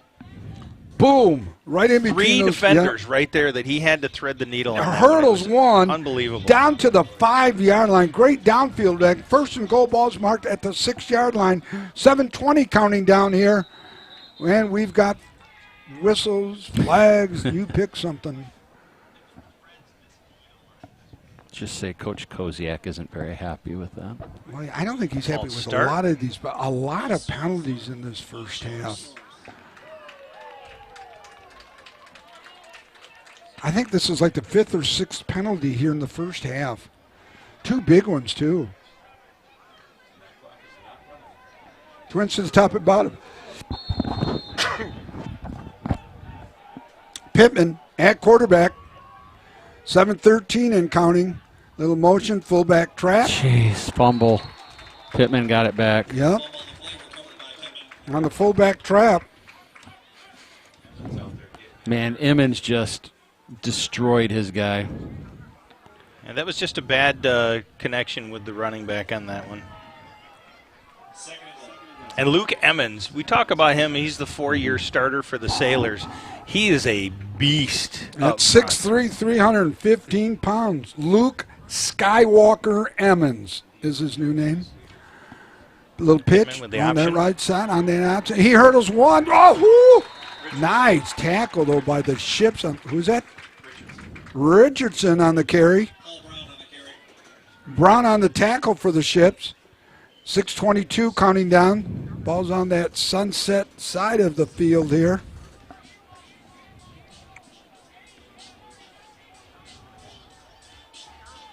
Sailors third down.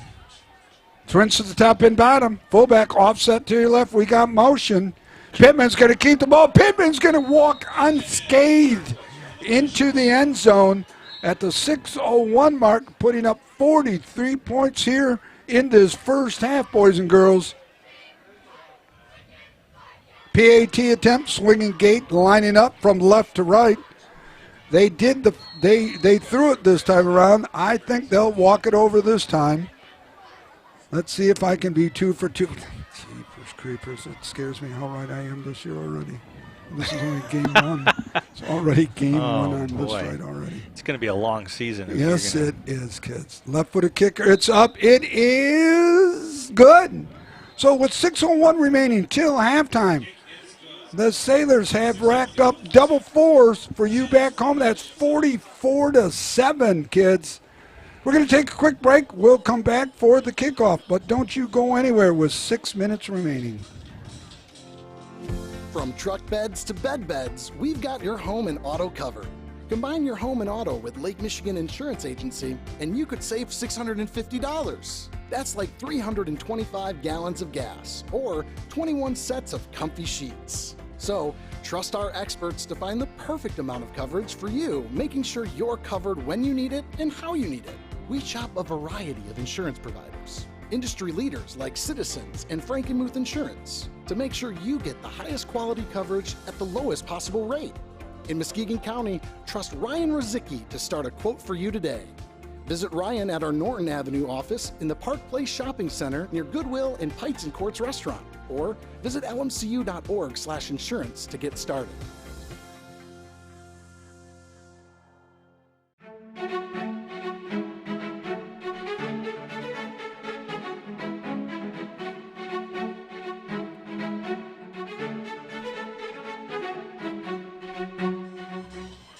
I want to welcome everyone back. We're 6:01 remaining till halftime. Sailors up 44-7.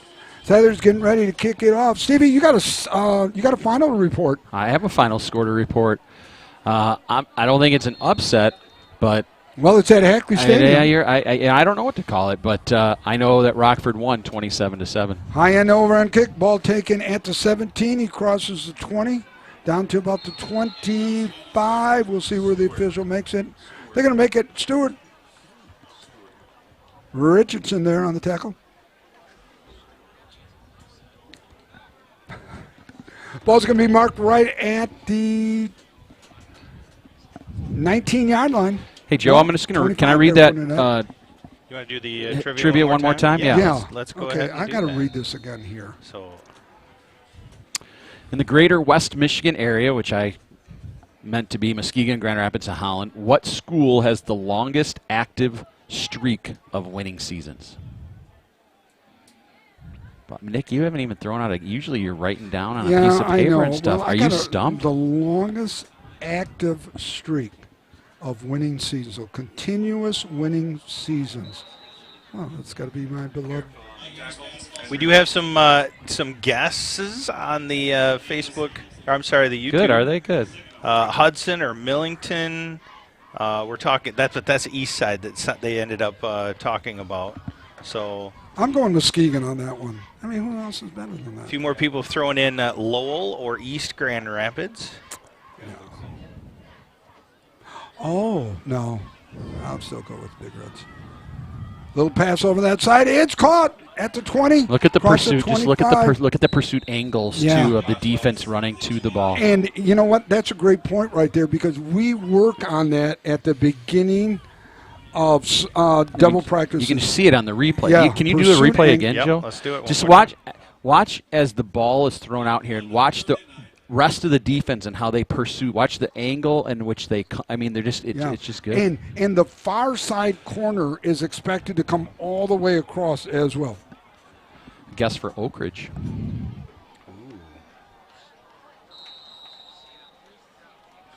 I didn't hear your first update on Oak Ridge. Oh, a guess for Oak Ridge. Ridge. Yep. Yeah. Yep, I see Oak Ridge in there.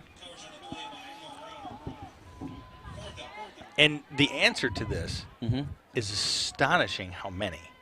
It really is. It is. Okay, so Cieslak, when he was there in the early I like how 80s, Nick thinks this through out I know. loud. Well, He's Cieslak processing with the Cieslak with had all 3 396 Yeah, households. when Cieslak was there after Taylor retired. No, that was before Taylor. So after Harp retired, Cieslak came in from Brother Rice. So are you trying to get in your mind that it's Muskegon? Is that what you're saying? Well, yeah, but I don't think it is now. I don't think it is Muskegon right now. You sure? So let's take a look. Yeah. Let's take a look one more time at this. Yeah. Steve, you go ahead, and I'll let you read it. In the greater West Michigan area, Muskegon, Grand Rapids, and Holland, what school has the longest active streak of winning seasons? Could it be Oak Ridge? Maybe. Well, and we did have a It guess. could be. It could be. We had a guess for Oak Ridge. I mean, It's not Grand Rapids West Catholic. They've been good. It could be East Grand Rapids. Somebody mentioned West Catholic as being one. Could be wet. Yeah, I think they fell a little bit after Rowan left. Okay, I'm going to go with. God, it kills me to say this. Did you see the smoke coming out of his ears? I know. I wish we had a That's camera. really a good I wish one, we had a Steve. camera in the booth right now. That would be something pretty special. Steve, this is really a good one, though. This is one of your better ones. This is a real thinker. We have a answer for Rockford. Oh, yeah. Zealand West now coming in. Oh. Yeah. So these are all. And ever end kick. It's going to just roll all the way down past the 30. God, we've kind of forgotten the game here a little bit because Steve's question is so good. Well, 44-7 twos. Yeah, right. 5:31 second quarter. Okay, so we're crossing the boat, right? You know, we're crossing the lake ferry, on the boat. yeah. And Joe is critiquing. We're going back looking at our interviews with the different people and critique me. I've got to step up I looked horrible on it. Absolutely horrible. Because, no, and I'm honest with you. I've got a lot of work to do. Because when I'm talking to. Are we still on right now? Yes. Okay, yes, we are. Okay, we'll go back to this. Pittman with the pitch. Woohoo! Well, no, we'll come back to your self-assessment. I'm looking forward to this. Because maybe I can add some self-help, too. Of course you can. Okay, we'll come back. This can be, at halftime. We'll talk. The Ships had that one absolutely dialed in right. There was no option that was going to work either way for Pittman on that one. Jerry Holden just chimed in. Jerry, how you doing, buddy? Hope you and the family's well. Wife is expecting in November. Jason Dykes' son-in-law following with us here as well, keeping me posted. Nice little run there across. Hand off to Johnson. Is it Richardson or Johnson? Richardson carrying the ball. Brings up a third, and we'll make it 4 yards. We'll make it 3 yards now. We're down to 4:39, counting until halftime. Looks like a little fog's coming in here, boys and girls. Looking at the lights. Boy, look at the lights. The fancy lights here, too. Very updated. I tell you what, we got a great crowd from Muskegon. Kudos to Sailor Nation for making the trip over. Congratulations. You guys are just great. Little counter coming back. Oh, there's going to be the first down. He's going to cut back. He'll get that first down. Breaks another tackle. Anthony Cage on the carry. Anthony Cage on the carry. Now, I want to take a look at this on Lake Michigan Insurance Instant Replay. This is going to the short side of the field. I don't think anybody was expecting it. Look how hard they're loaded up on the on that wide side. The wide side, and it paid off. There's a nice shot of the fog and the lights there. Nice job, Kimmin. Trips to the left, split to the right. Fullback's going to be offset to the right of Pittman. Ball's going to be marked at the 37-yard line. They're bringing corners. They're bringing everybody. Pittman's going to keep the ball. Good choice, Pittman's Jonathan. 50, don't hit blocking back. Good choice. 40. No, he didn't hit him. He didn't block him. Did he? I don't know. I think he tried to hold up, too. Have you got a replay, Joe? We're watching it right now. Look at right at the end. Oh, that's not a very good call. That's not at a very all. good call right there. But he threw the flag, so it's going to. Can you run it back again? Yep, we're going to watch it one more. They may pick this up. They're discussing it right now. You can see him right there. Right. Yeah, he didn't block. Gave him a little hit maybe, down. but I don't know. I'm going to watch it one more time, and I'm going to slow it down. It's right here. Oh, it just comes in at that. No, he didn't. That's not a very good. That's not a call. If they enforce it, we're going to see. Yep, they are going to. Yep, they are. They're walking back. That wasn't a very good call. Referees are getting paid by the hour. I tell you what, this place is What packed time here. is it? I mean, how long has this first half been? An eternity. Hour and 10 minutes. We still have 3:41 left. I know it. So much for that running clock mode that I I'm don't not going to catch my flight home. You can come back on the boat. We'll put you. Oh, wait, I'm going to catch my flight home. Well, Steve, see, you know what? I'm just going to bite my tongue right now. We'll save it for later time. It's first broadcast of the year. Somebody made a guess, Teresa Dunson, one of our Oh, yeah, we met her during softball, didn't we? Very, very big fan. Yes. Stewart down that side. Stewart, boy, this young man's got some get up and go, doesn't he? Her guess was Sailor Nation Sports Network because all we do is win. I like that. Yes. He's going to pick up the first down and the penalty yardage. So it'll be 1st and 10. Ball's going to be marked at the 20. Inside the 20. And the Ships just took a timeout. And the Ships. Ships. About the 19. Was that lightning? Was that lightning over there? It was. The gods are angry. It was lightning. It was Thor.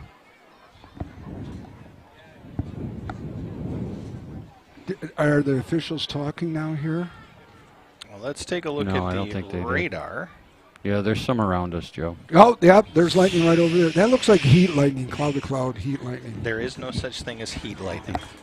What do you mean there's no such thing? It's not really on top of it. I mean, it's in the distance. We're in a pretty open area. Yeah. So right now, according to the radar, it does look like it's staying away from us. It's northwest of Green Bay, just coming into Green Bay right now. But that cell is headed our way.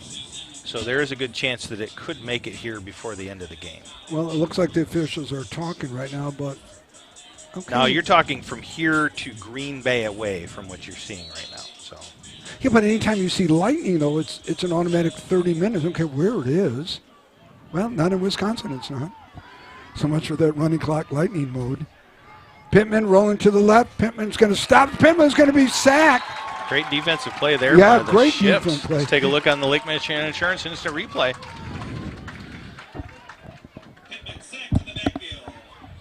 Are you asking a lot of Pittman to roll left as a right-handed quarterback? No. No? Okay. Not with his talent level. No, And I think agreed. Maybe it was the first year we were doing the broadcast. I always found it easier to roll to my left because it forced me to square up to throw the ball. Exactly, I was more right. conscious of it. Okay. Where I wasn't so much when I was rolling to the right. I gotcha.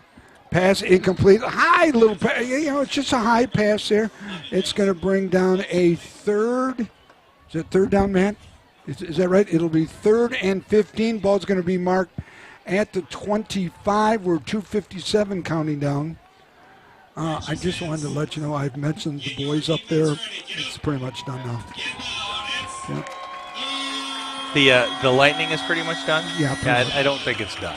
Okay. All right, Joe. Okay. Twins to the top and bottom. Well, it's really an H-back set. H-back now is shifting over to the left side, so it'll be trips.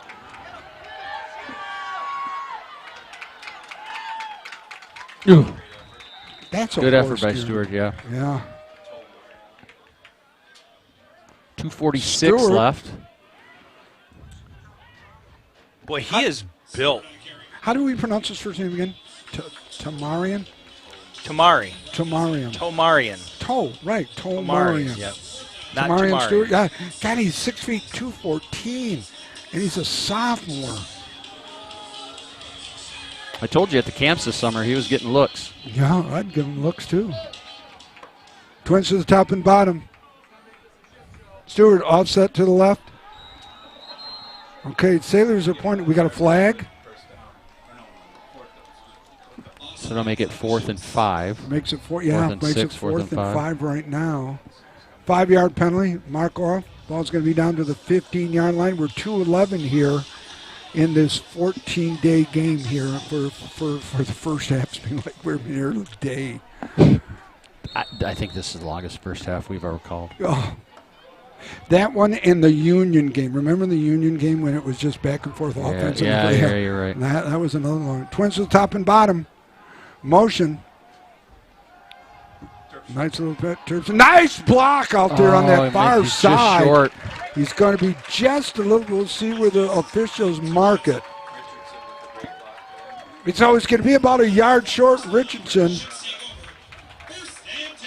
So the Chips make a big stop with 2:05 remaining until halftime, down by a mere 37 points on that far Sunset Coast here of the field. So I wanted to show you guys what we're dealing with here. Here is our radar. Oh, look at that. We're showing that out to all the viewers at Sailor Nation Sports Network as well. And if you look right there in the center of the screen, you will see Manitowoc, and you will see the direction that these storms are traveling. Oh, this one's north of us. Yeah, see, the gods are strong. No, it's traveling this direction. Yeah, but it's still north of us. It's still north. This is, here, yeah, okay. Let me... Do you need it in motion to help you? There you go. Okay, here we go. See, Steve? Okay, here we go.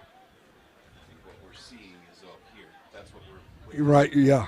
But the stuff that's northwest of Green Bay. Right. I have a good pilot. I'm good to go. Be a little bouncy, but he'll be all right. Little swing pack. Couple broken tackles. Oh, he's run out of bounds. Is that going to be a flag? No flag there. I don't think so, no. 1:19 counting down here in the first half. I can get you a helmet if you're worried about bouncing up and down. I'm not worried about it. Okay, I just thought I'd let you know, Steve. It could get a little bouncy there. John's a good pilot, man. Yeah, but he can't control some things here. I'm just letting you know. Are you trying to scare me? No, what are you doing right now? I got shoulder pads. I got helmet. We get you full. That'd be like me hoping that it's going to be 8-foot waves on the Lake Express tomorrow. All right, Steve, I'll stop. Let me talk to the gods. Safe travels, smooth. Oh, there's going to be tackle. All right. Now, do you take a timeout here for Mona Shores? Heck, yes, you do. Burn them timeouts, baby. Robertson, Solomon on the tackle. And Kruger. Yep. Right. So Sailors have how many timeouts left? One? None? We're going to look once again. I don't think they have any. And you'll put Manitowoc right here where you Where's see Manitowoc? the arrow. Right where you see the arrow moving. Yep. And this cell right here could cause us some grief. It's definitely heading in our area. Yep, that's to the north of us. But that one to the northwest of us is the one that we're looking at. It should be that should be here before game time is done. So better kick that running clock in the boat here so we can get out of here. So good look here at the Sailors during this timeout. Coach Check is talking to everybody right now just to make sure we've got. See, I don't think we have any timeouts left. If I'm looking at the scoreboard right below the 4 on the far right side, it says 0. So I think we're out. So we used one in the first quarter. We used one here. Was there one other time? I think so too. Yeah, because it says 0. So.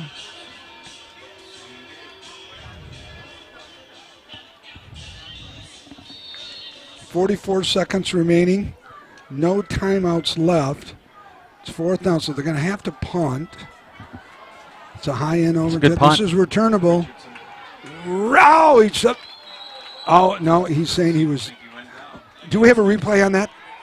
we sure do. Let's see if he's down or not. And there's a flag on the play. Yeah, they're getting a little chippy out there. Let's see. Is he down? Oh, wait a minute. Let's go back a minute, Joe. Okay, here we go. Is he down? Yeah, he was down. Yep, the right knee. It looks like the right knee hit. Now, let's see. Yeah. Okay, that looks like it should be a penalty, unsportsmanlike Like conduct on against the ships. Yep. So the officials are going to confer unsportsmanlike conduct against the ships. So there's a 15-yard penalty, no timeouts. All right, so we've got to throw the ball here. Isn't that right, Stevie Stats? Throw the ball. We're going to wing it down here, right? Okay. Do you go into a quick 2-minute offense? Practice they're trying to score. Offense? They're trying to score, yeah. Yeah, exactly. Twins to the top, twins to the bottom. We're on this far west hash here. I mean, on the east side, east hash here. Ball's going to be marked at the 36-yard line. Pittman's going to go back to pass, long pass downfield. Good throw. Good throw, gets a first down, runs out of bounds. 30 seconds remaining. Jaeger Johnson on the reception.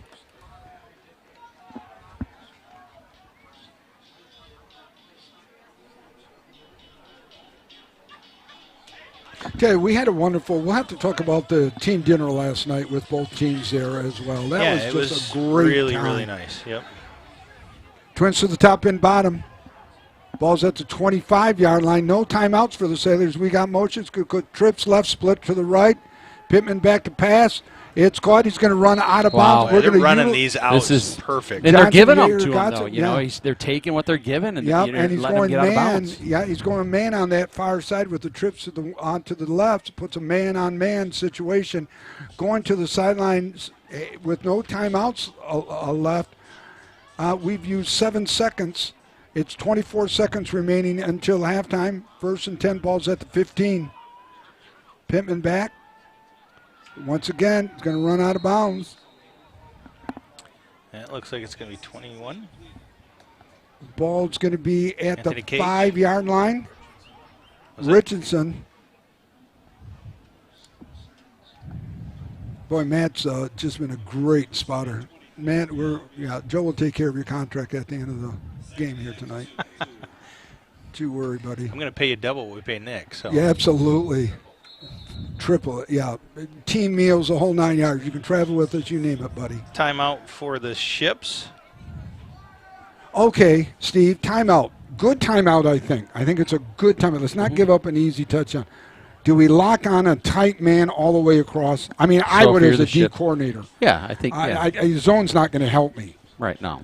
No, I would go strictly man, tight man on everybody.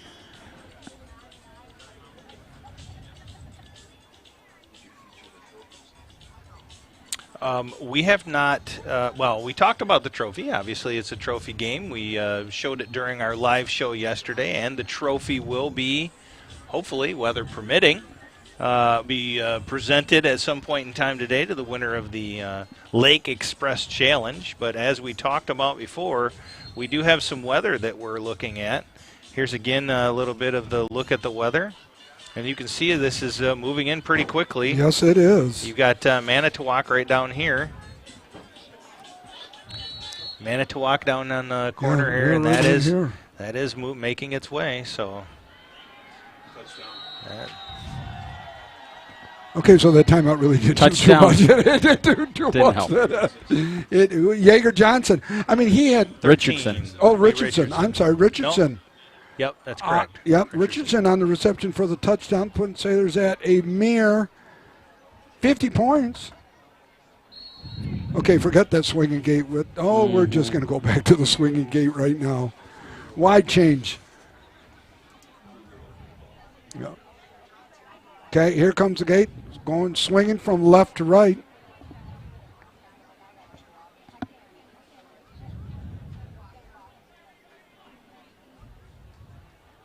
The snap, the hold, the kick, it's up. It is good. So with 13 seconds remaining until halftime, it's game number 1. Team number 61 up 51-7. We're going to take a quick timeout, but we will come back for the last 13 seconds of this very long, historic first half of action. Looking to buy or sell? Look no further than our broadcast booth sponsor, John Vandervelde at Nexus Realty. Give him a call at 231-759-3634 or go see them at 880 West Broadway Avenue in Muskegon. Nexus Realty, team-based real estate professionals. Trophy House is your #1 source for fan gear, corporate and team sales, trophies, awards, and more. Visit them in their new showroom, right next door from their old showroom on Henry Street. If it can be logoed, they're your resource. Your brand is their business.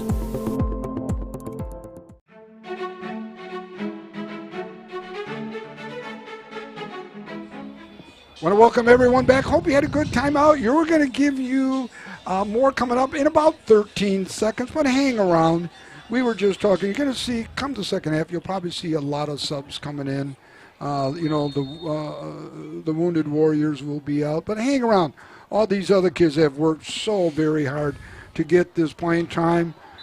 Yeah, when I was talking to, and I've heard Matt say this a couple times, Coach Koziak, that, they bring up about the small numbers of 32 kids on the team, which isn't really much different than it has been the past couple of years. But what he says is he has 32 football players. Correct. Like from top to bottom, he loves his team, and it's 32 kids that all put in the time. That's why I said he's one of the most likable bunches he's ever They've coached all worked before. so hard, yeah.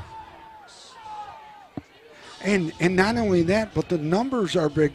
Your freshmen are 65 kids. The future. 8th grade does a large group. I hear. 8th grade and 7th grade does too. In fact, they're 32 helmets short. They got to find helmets. Jack Newberger was telling us today. I think he just bounced off of Baker. Let's take a look on the Baker Lake Michigan and Robertson Insurance on the Institute. tackle, and we've come to the end of the first half. Yeah, Baker's just got to have a dozen tackles tonight, for heaven's sakes. So that is at the end of the first half here from Manitowoc, Wisconsin, as the Mona Shore Sailors put up 51 in the first half to the 7 of the Ships. The Sailor Nation Sports Network is going to take a halftime break, and we'll see you back in about 15 minutes. You are watching the Sailor Nation Sports Network. From truck beds to bed beds, we've got your home and auto covered. Combine your home and auto with Lake Michigan Insurance Agency, and you could save $650. That's like 325 gallons of gas, or 21 sets of comfy sheets. So, trust our experts to find the perfect amount of coverage for you, making sure you're covered when you need it and how you need it. We shop a variety of insurance providers, industry leaders like Citizens and Frankenmuth Insurance, to make sure you get the highest quality coverage at the lowest possible rate. In Muskegon County, trust Ryan Rozicki to start a quote for you today. Visit Ryan at our Norton Avenue office in the Park Place Shopping Center near Goodwill and Pites and Courts Restaurant, or visit lmcu.org/insurance to get started.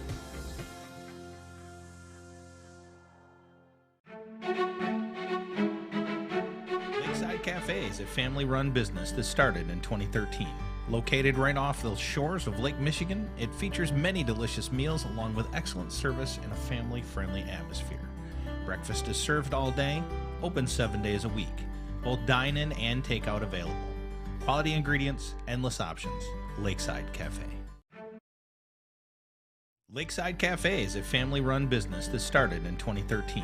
Located right off the shores of Lake Michigan, it features many delicious meals along with excellent service and a family-friendly atmosphere.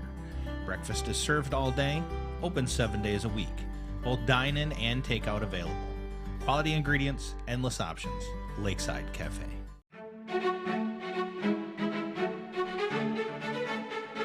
Trophy House is your #1 source for fan gear, corporate and team sales, trophies, awards, and more. Visit them in their new showroom, right next door from their old showroom on Henry Street.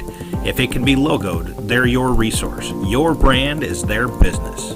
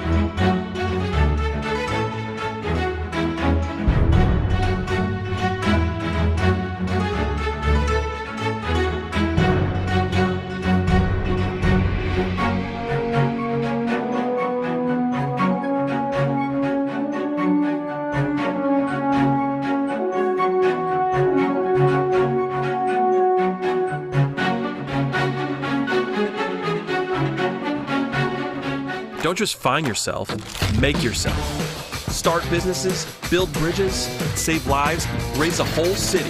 This is your future, so take it and move all of us forward.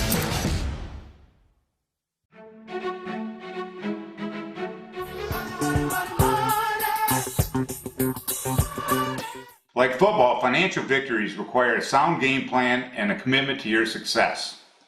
For your success, put the Braver team on your sidelines. Go Shores!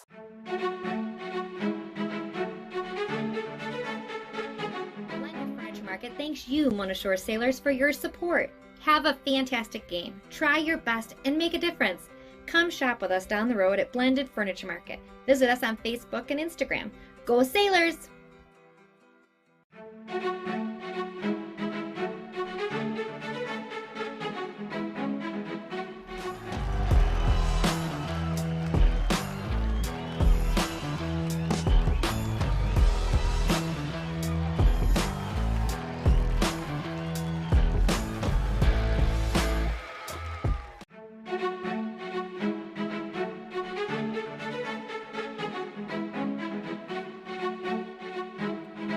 Is always a battle. Well, it's Green Door Movers to the rescue. We're the Movengers. We can fight the moving battle for you in a green, environmentally friendly way. Our green vested heroes have a 5-star Google rating. Give us a call today.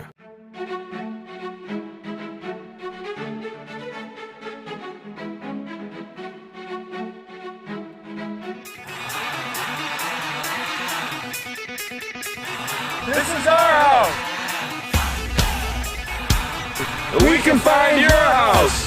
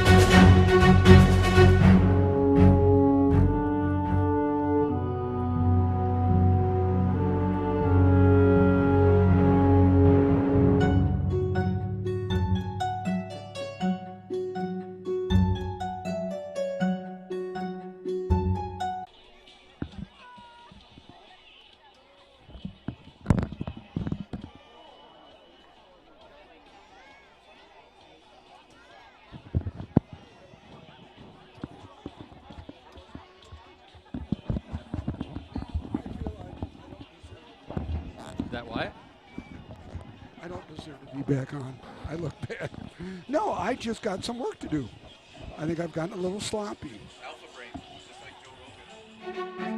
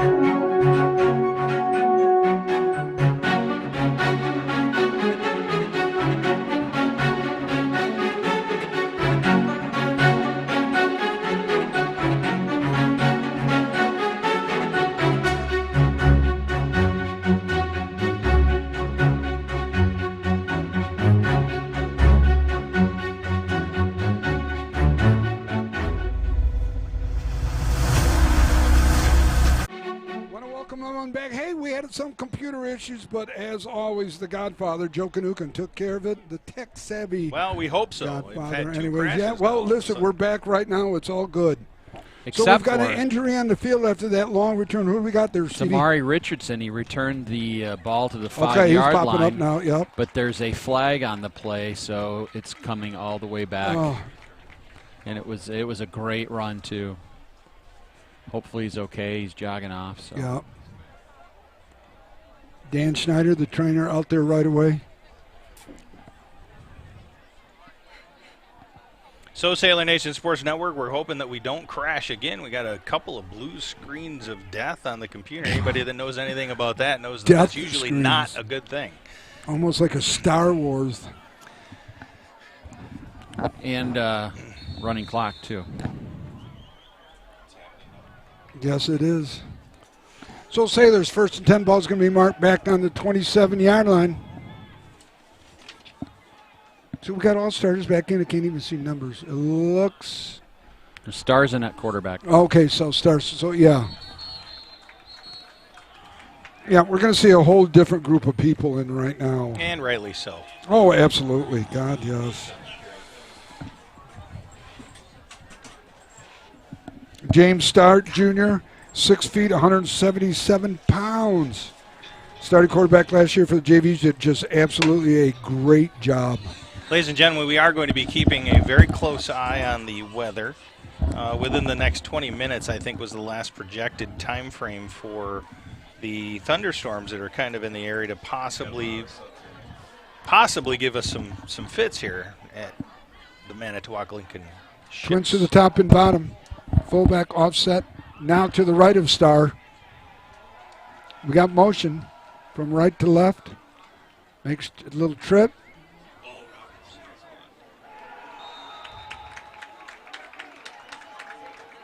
Stewart with the carry.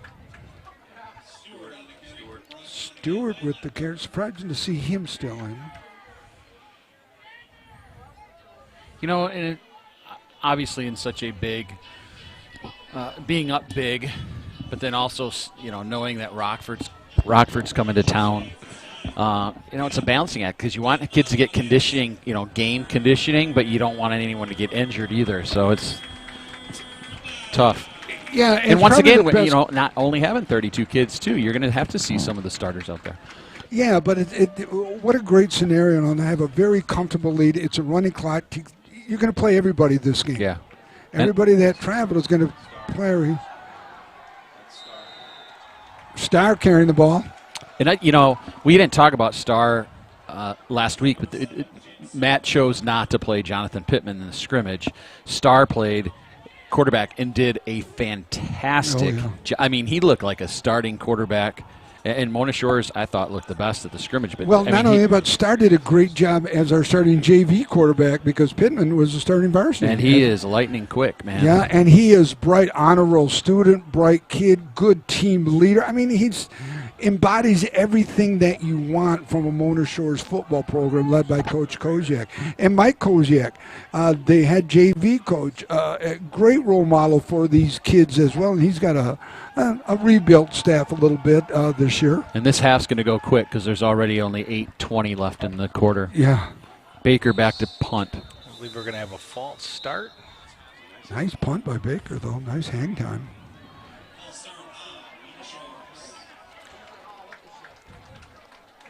Stevie, after this punt is done, I think we should look at doing the answer to our trivia. Yeah, let's do it. What do you think? Yeah, let's do gosh, Do yes. we This want to is do one it of the now or better wait till ones. this punt is done? Nick, are you still going with Muskegon? Or No, I'm not going with Let's Muskegon. go ahead and do it No. right now. Let's review the question. Yeah, I can't go with Muskegon.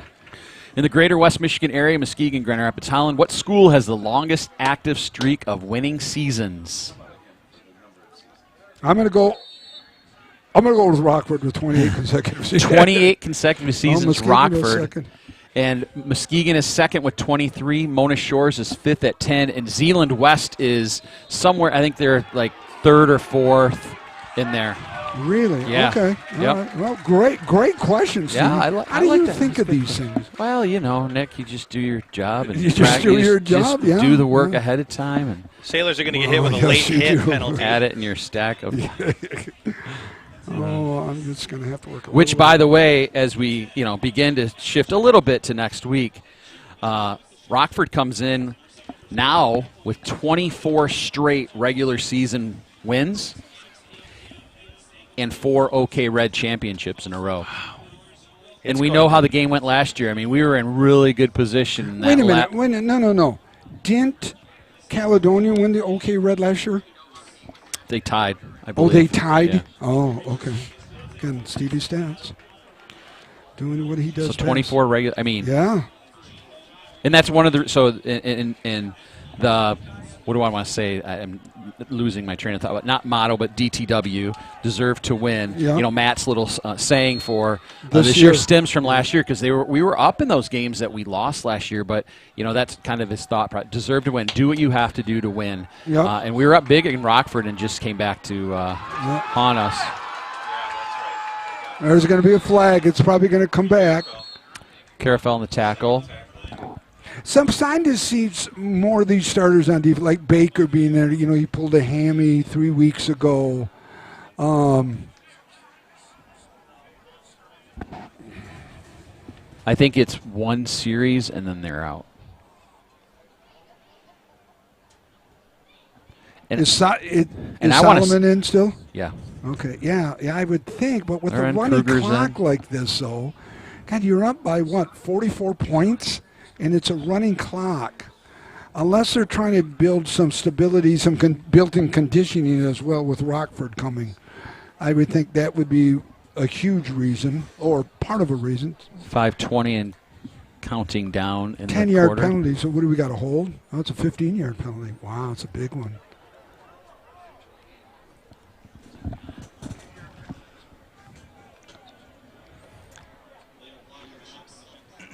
Illegal block on the ships. So it's going to be first and 23. Ball's going to be back at the 28. We're under 5 minutes and counting in running clock mode, RCM as we called it last year. I remember that one. You called it. I think yeah, you came well, in, yeah. me. I know. We're all together. I know. My goodness. He almost took the ball out of his hands. Let's take a look at the Lake Michigan Insurance instant replay on this one. No stopping him, and he just about swallowed him up whole when he got in the backfield. Right through him. There's no blocking him tonight. Love is just sharing the love there on that play right there. Brings second down and 20. Is that 23? Ball's back at the 20. Not to stray away from our game, but I can't help but keep going back to the Rockford-Muskegon score. And not because Rockford isn't good, because we know Rockford's going to be, the trivia answer, they're going to be good every year. But and I'm not saying this to disparage Muskegon at all, but I know many people from Muskegon, and I know the talk of Muskegon is it's pretty much state champion, and not that one game determines that, but it's state championship or bust because of the players that they have coming back. I mean, they are loaded. So I'm just surprised that maybe it wasn't a closer game, and I know they'll come back, but it doesn't get any easier because they play De La Salle next week. Right? No. Yeah. They are also in the gauntlet, for sure. Oh. Yeah. With 9 returning starters on both sides of the ball. Quarterback back, Piggy, Jacobs. I mean, everybody. Price, and they're athletic. Two linemen being recruited by D1 school. I mean, they're unbelievable. Yeah, it's just incredible to see them lose by that much. And at Hackley Stadium. Yeah, and every year, Steve, you brought up a great point. That every year it's state championship or nothing, and it's just not good enough. And De La Salle coming in, the defending state champions in D2. Yeah. I mean, my goodness. Yeah, so I'm not surprised, but I'm surprised. I mean, Rockford's good. They're always good. I really am surprised. It only scored 7 points. Come on now. So I'll be interested, was it a turnover thing? Was it, yeah. Rockford was just that much better? Yep, trips left, twins to the right, empty backfield, back to pass, being hawked down. Kruger! Oh, Kruger! Hunter, they calls me Bosworth Kruger. He has played a really good first varsity game tonight. Great game. He's tough as nails, works hard. He was tough last year on the JVs. He's a good athlete.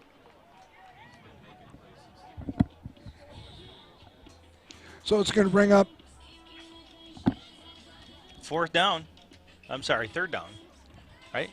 Well, wait a minute. The clock says 1st and 10, balls up to 25. Sailors on offense? Yeah. Sailors That are was on the offense. 4th down. Yes, that is correct. Yeah, They went that's for 1st and 10 for the Sailors. Okay. Starback at quarterback. We'll probably see him the rest of the game. Oh, for sure. No, we're not Twins to seeing the top and bottom. Who's at fullback now? Stewart. I think it is. Or is it Cage? It's not Stewart. It's not big enough, I don't think. Take a look on the Lake Michigan Insurance Instant Replay. Who so is you it? can see who that is. McCorvey Hill. Wow, McCorvey Hill? Sorry, Okay. everyone. Thanks, Matt. Appreciate all the people sticking around to listen to the broadcast, realizing that it's almost 10 o'clock back home. That's right. Um, Wow, it's How many almost people 11. are still watching? Or no, 10 o'clock. Yeah, Yeah, 10 10 o'clock o'clock. at home. We still have 358 people. Thank you for watching. These other 346. kids coming in. Great job, Sailor Nation Sports. It's an honor to serve you over here on the little counter coming back. He's got a little real estate Richard Boy. along that right side. Want to thank Brad Peters at Classic Stamp and Sign for coming up big time, helping us out, trying to find our banner. Yeah. I spent almost a week, an hour a day looking for our banner. We couldn't find it after the winter season. Probably girls There's our basketball. banner. Nice job, Kimmin, for shooting that out Yeah, there. on that banner. Want to thank Classic Stamp and Sign, Brad Let's Peters. not forget that on the way out of here, too. by Yes, the way. yeah.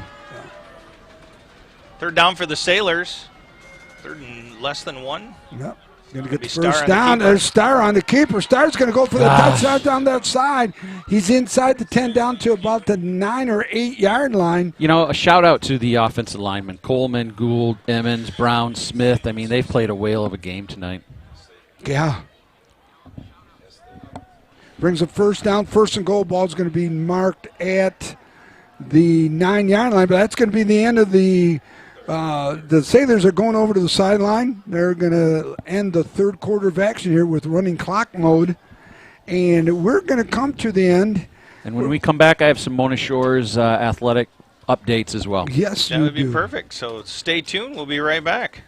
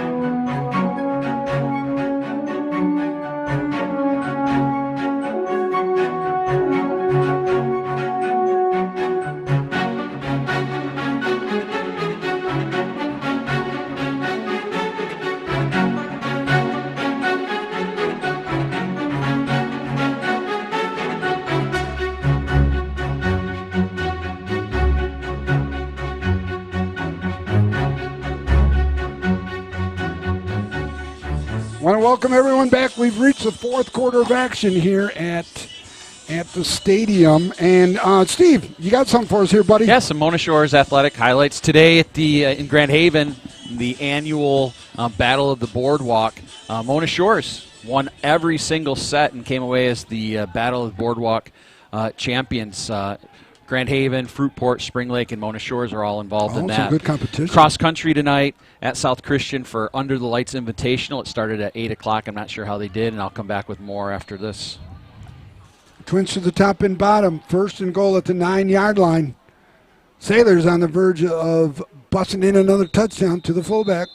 And we've got whistles all over the place. And remember Abe Fry from last year in Mona Shores soccer team? So he's at Saginaw Valley State University.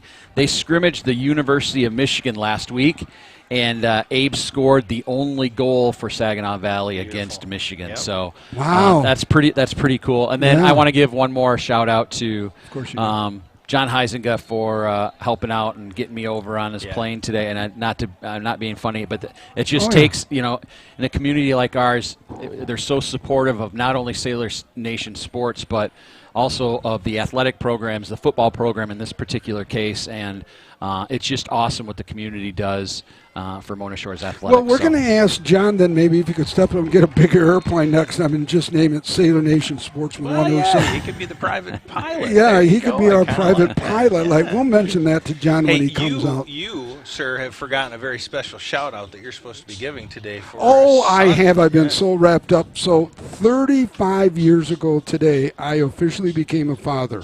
I want to wish my son Nicholas down in Charlotte a very happy birthday. Happy birthday, Nicholas. Yeah, happy birthday, son. May you live to be 100 and have many, many more years of health, happiness, love, and joy. Love you very much, son. Got so wrapped up in the game, I didn't forget. Well, I kind of did, yeah. But I still love That's why you have me. That's why I got you, that's right. Twins. Star calling it out like a commander out there. Yeah, I like oh, it. he is. He's knowledgeable. Start with the keeper. Starks go with the keeper. Oh, Star. fumble. Fumbled? Okay, who got it? That was a big touchdown. He's calling touchdown. The official on the far west side there. Do you have this, Joe? Yep, we're going to take a look at the Lake Michigan Insurance instant replay right now, and I'm going to slow this down. Just pops out. I mean, he was hit hard, but it pops straight up. Oh, there it is right there. You know, and pick a number. Yeah, Gould might have his first that's touchdown. a weird one because he was protecting the ball. The helmet just got enough of it. It was a good tackle. Swinging gate, left to right. God, the replay is great. Nice job, Joe. Nice job, Kimmin. Yeah, great camera angle and everything. Okay, so now we got Love in there, kick. It's going to get a little love with the kick here. That's a high snap. Love with the kick. It's up. It is good. Great job by the holder on the high snap. Love having to hold up a minute and to give the kick. And it was Micah Carafel on the hold. Micah Carafel on the hold, yeah. 58-7, Sailors up by a mere 51, 10-16 remaining, counting down. We'll just go ahead and stay here right now, I think. We're still looking at that weather. It's still slowly making its way here, but we're still going to try to get as much football in as we can. 10-16 left here in the third quarter. Or fourth quarter, correct, right? You know, I'm just looking back through the keys to the game. Mona Shores limit mistakes and turnovers. They've had a lot of penalties tonight, but they did limit the turnovers. Stepping up for injured Trent Rosenthal, I would say the defense did more than an adequate job. And Solomon stepping in at that Make Lincoln drive down the field. They haven't been able to, so yeah. And then for Lincoln, keep Mona Shores offense in front of them. Nope. Force turnovers. Nope. Keep chains moving and use the clock. Nope. Nope. Pretty much, they didn't do anything. Hey, you got any other scores you can get from around the area that I can go back and get some, Nick. Yeah, I can you should be able to do that really good. We've got some time. Pretty good, yeah. So the Sailors setting up to kick off to the Ships here late. Not late into the game, early into the fourth quarter here. 58-7, Sailors comfortably in the lead. We're seeing a lot of the second string fill in, getting some opportunity for some game speed stuff, which is always some quality important. games. Yeah, absolutely. Always important, especially at this time of the season, to be able to see some of that, just because of the fact you never know when you're going to need to. It's going to go down at about the 32, crosses the 35-yard line. He's going to be marked right about at the 36. Little pushing and shoving there, not really getting knocked down the ground. Official call the play dead. For the most part, the special teams have been pretty solid. The kickoff, the kick coverage has been good. Yes, agreed. Yep. Are you ready? Ready. Go ahead, buddy. Orchard View 52-6 over Holton. Grand Rapids Christian lost to South Christian 66-42. Zeeland West beat Lakeshore, Stevensville Lakeshore 56-8. Puffer won 41-13 over Grand Haven. Wow. Zeeland East beat Williamston 35-28. Muskegon Catholic last night lost to Lothrop, 34-20. Whitehall won last night, a big one over Unity Christian. Give the Catholic score again. 34-20. They lost. Whitehall beat Unity Christian 34-28. That was a big. That's a big win, right? Whitehall's loaded too. They have a great quarterback, Stratton. I mean, they're good. De La Salle lost. De La Salle lost to Davidson 31-26. North Muskegon pulled one out, 17-14 over Palama, Westphalia. Big one for them. White Cloud 13-12 over Shelby.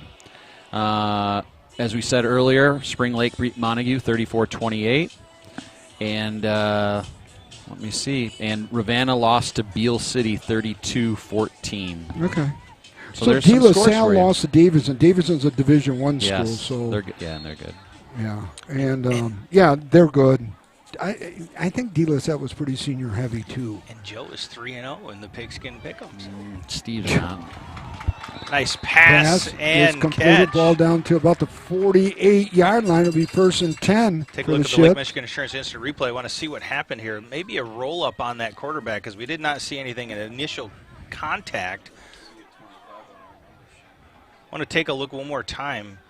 I don't see anything, at least while we're able to watch the play in our replay. I'm wondering if maybe one of the players got knocked into him and he rolled up on the quarterback for the Ships. But he is down.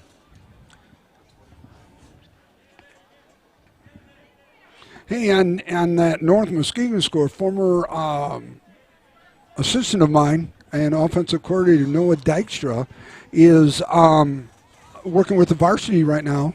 It's calling almost like an OC, offensive coordinator for the Varsity as well. Very impressed with him.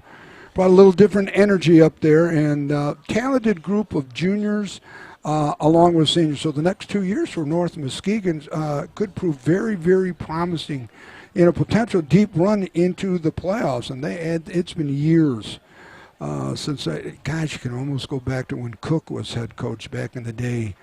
And that was way back in the day. But Larry Witham, head coach right now, has surrounded himself with a good group of young kids, young coaches to rejuvenate that program. I want to wish Larry and his staff nothing but the best. I was just going through my notes, and we mentioned earlier about Mick McCabe. He has us ranked 20th in all divisions from the Detroit Free Press. Mick McCabe, guru of high school athletics, always. But he also has Muskegon, so teams that we play this year, Muskegon, Zeeland West, and Rockford, all in the top 25 as well. Yeah. And then if you look back, the OK Green has 6 state championships and 14 state finals appearances since 2010.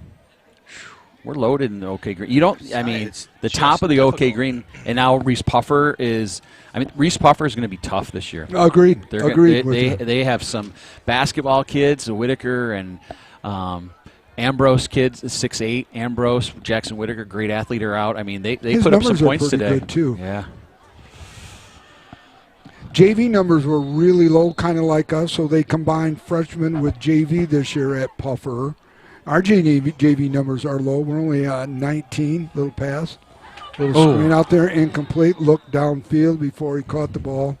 You know, okay, it doesn't pain me to say this, okay?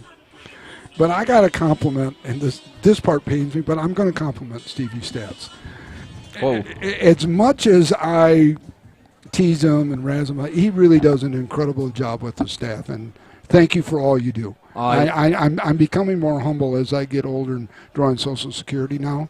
I just want you to know that. I would never have noticed that. You got a Sailor player down on the field. Yeah, but you just do a great job, and you've been just a wonderful addition to Sailor Nation Sports. So just keep up the good work, okay? Don't slip.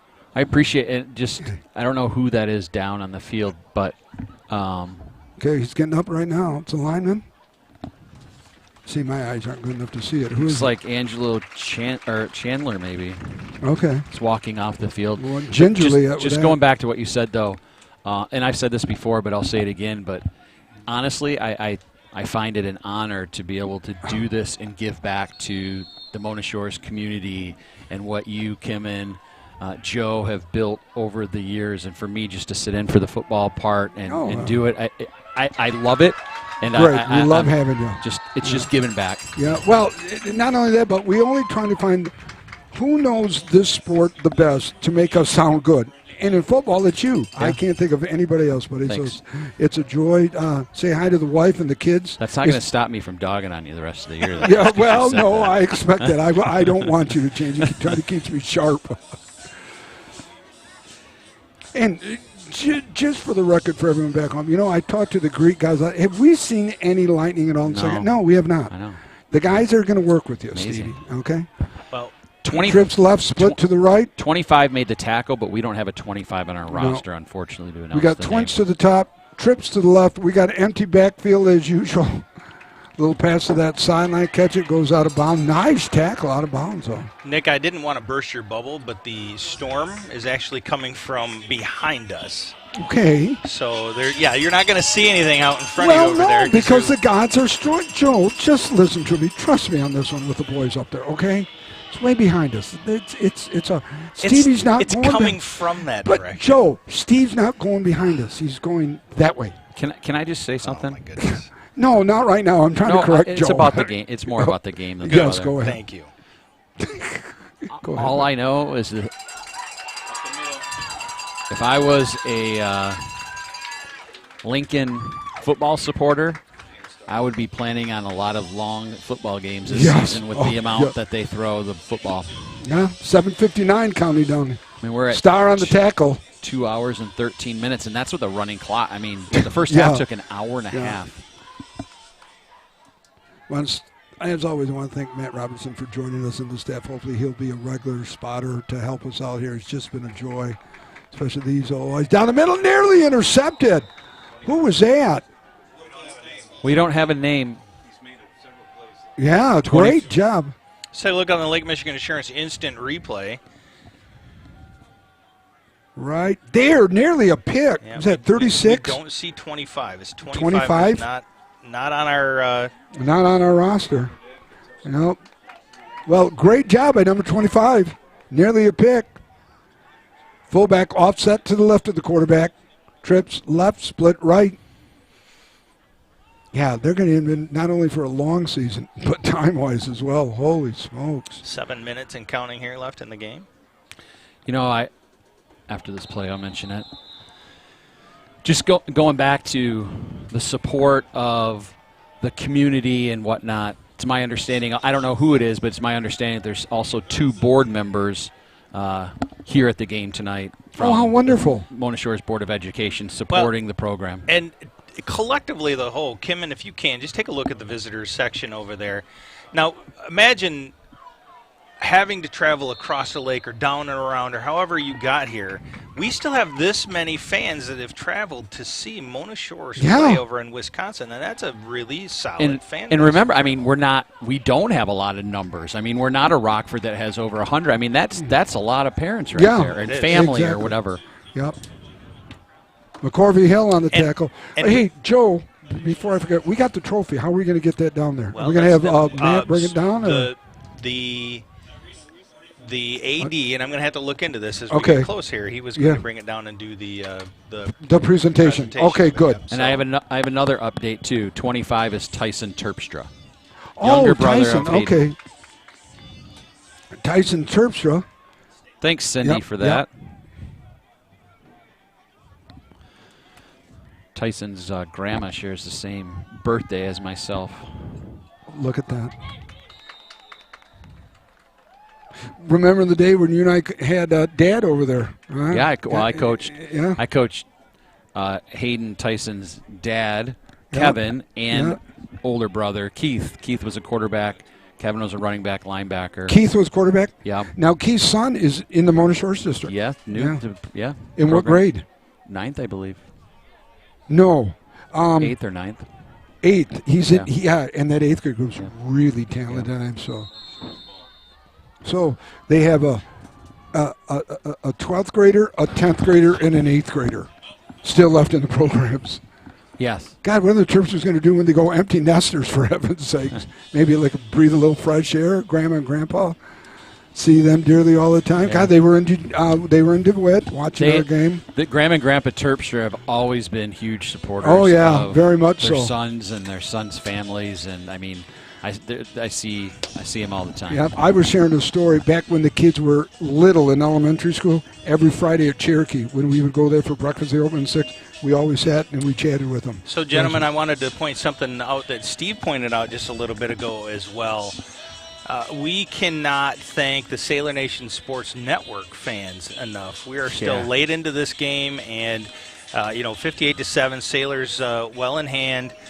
We still have 331 connections to our broadcast right now. And I'm assuming that there's probably some Manitowoc people. I know that link was shared out there, and we do hope that you've enjoyed the broadcast. We've been trying to play a lot of the instant replays of the great plays that they've been making as well. But anybody watching this broadcast, we want to truly thank you for sticking in with us and watching it through. I'll tell you who I don't think stuck around was Mike Mack, because he wanted me to give him the trivia answer because it was his bedtime. Pete, Mike, have some patience. Mike, relax. God, you can sleep in. It's going to be Saturday tomorrow. Terps are with probably have to go to the boat club. Mike.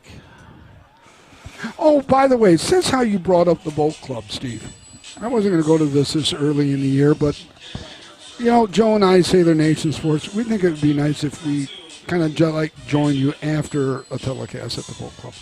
What do you think, Steve? You think Joe always has an open invite. Joe always has an open invite. Okay. Well, that's good, John. Well, because usually it's your bedtime after the games. Well, you and Mike are cut from the same cloth. Yes, we are. Yes, we are. 20-year difference. Yes, we are cut from the same cloth. Twins to the top and bottom. We're down to 4-11 counting down here in the game. Little bumble on the snap. Their quarterback's going to keep it. Starter's going to keep the ball. And he's going to lose a couple yards. Yeah, that just didn't go exactly the way that it was intended. Star did use his legs to draw that out, hopefully trying to make something go, but just wasn't able to. So next week we host Rockford. The following week we host Reese Puffer. The following week we hold Muskegon. Boy, 3 big games coming. I won't be with you next week, but I'll be with you after that. You will not be with us next week. Oh, no. Oh, that's you right. two are flying solo. Tailgating, I believe, is that correct? Yeah, a bunch of family. We did it last. Well, Michigan State moved their game to Friday night. We had tailgate plans to go down. So I'm going down and seeing both of my kids go to Michigan State and the kids. Like he didn't see him all summer long, but I've got to go down. But then for the next up the middle. I've got get to some do yardage this. there. Didn't see who that was. Then most importantly, the next day I'm going to the Michigan game. So, right, see the priorities. We bring Steve Mulder in on the carry. Joe. Yeah. We never got a call for our Jamocha shakes today. We did not. What happened, Joe? I'm going to have them delivered to the hotel. You distracted me. Well, how they distracted? Did you get the call from them? Well, I didn't order them. Okay, so I believe you said many times on air you've never had an away game where you didn't have a Jamocha shake. So is this the first one in 43? I know, yeah, 43 years? Yes. And you're going to blame him because it's your responsibility. No. You're absolutely right. It's my responsibility. Joe said, well, we're not going to drive this far to get. I'll order it and have it delivered. Okay, Joe, thank you. Guess what? We're going to find a doggone Jamocha shake somewhere heading home. Oh, yeah, I'm not busting the tradition 43 years. That's not going to happen. I mean, we could buy Mulder one on the still, carry there. even tomorrow if we wanted to. It's still a Well, that's true, too. Bring it on a boat with us. Oh, my God. Nice part of what the melt from the shake was, my papers always get wet because it's melting. You bring this little rinky-dink napkin and you think it's going to catch all the drip and melt off it, but it just Sailor Nation Sports goes Network on fans, I love the fact that you get to enjoy a little bit of this banter back God, there. There's so much love. There's a lot of love to spend. Minute 49 counting down here. Sailors up 58-7. Joe's going to get the trophy and give it to the athletic director. Yeah, go ahead. Oh, we're going to hear Joe. Oh, okay. So minute 30 counting down here. Correction, minute 27 and counting down. Running clock mode here. Sailors up 58-7.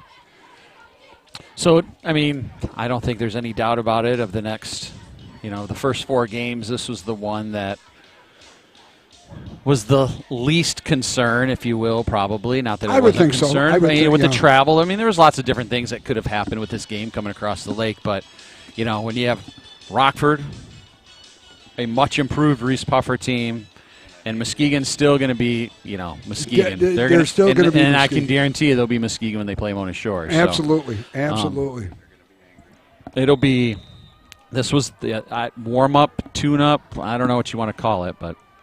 Yep, there's a flag, probably delay a game Yeah, they're here. taking a purposeful So, delay a Steve, game. overall, yeah, great outcome, great win for him. Any concerns that you see at this point, other than some of the penalties, I would think would be, but it is game one. And you're going to make mistakes game one. Things are going to happen. I think that is. It's the mistake, and I'm sure Matt will mention that and cleaning those things up. I'm sure when they go back and watch film, too, even though, 58-7, they're going to find there was mistakes blocking. Oh, absolutely. There was defense, even though they only gave up 7 points. There was defensive mistakes that just maybe because the Ships aren't a great team that maybe it just wasn't highlighted. But Matt's always going to find something wrong. And I don't know if it's cliche or not, but I think there's some truth to it that your biggest improvement is from game one to game two. So we'll see. And you know what? It couldn't come at a better time with Rockford coming in, to make those improvements as well. Just after the handshakes here, they're going to keep everybody on the field, and they're going to be doing the presentation of the Sailor Nation Sports Network trophy. And thanks to Trophy House. For Chad Lee. Chad Lee. Trophy House Brands, Chad Lee. For coming through clutch with us last minute on the changes from the Battle of the Badger to the Lake Express Challenge. Now, did Chad have to deal with you, Nick? Yes, he did. I took care of this. So an extra special thanks to Chad. I was on top of that, Steve. And lucky I was too, Steve. Because Joe had forgotten about it. To apologize to Chad. No. I was very cordial to Chad, very grateful and very thankful, Steve. I wore my big boy hat on this one. Joe, why don't you take us out? Well, we're going to stay here and watch our trophy but Joe, presentation. Joe, you're the Dan Patrick. Smooth. Well, I don't know about that. Oh, yes. Trophy is making its way on the field now. Kimmin is getting a great shot of that. Is that the AD? That is the AD for Manitowoc-Lincoln. Okay.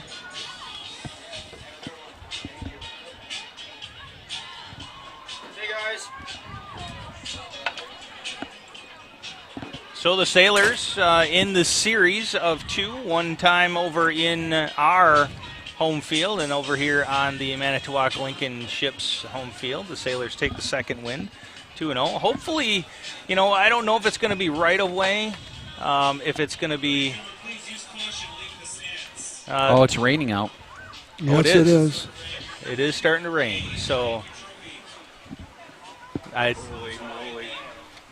Okay, there's the rain that we were now. talking about. Kimmon's getting the camera covered here. Appreciate his work there. And... well, maybe we may not see that presentation of the trophy. I don't think that's the collection Coach of trophies. Kojak Center of is the bringing field, the players out right there. Center of the field. If you want to take a look at that, he's going to present the trophy in the rain. Probably going to give it to Luke Emmons, I would think. Yeah, there you go. And the Sailors celebrating their win. Look at Hopefully that. How nice. Good for those Sailors. Good for Coach Kojak and those kids. Again, thank you for Chad Lee at the Trophy House. Well, with this rain coming in at the very end of this game, we're going to see that as our need for a send-off here on behalf of Kim Akotis, who's standing out in that rain, as well as Steve DeLong, my good friend Nick Davros, and the entire Sailor Nation Sports Network crew. We want to thank you for watching. This has been Sailor Nation Sports Network. Take care, and we'll see you next week against Rockford at home.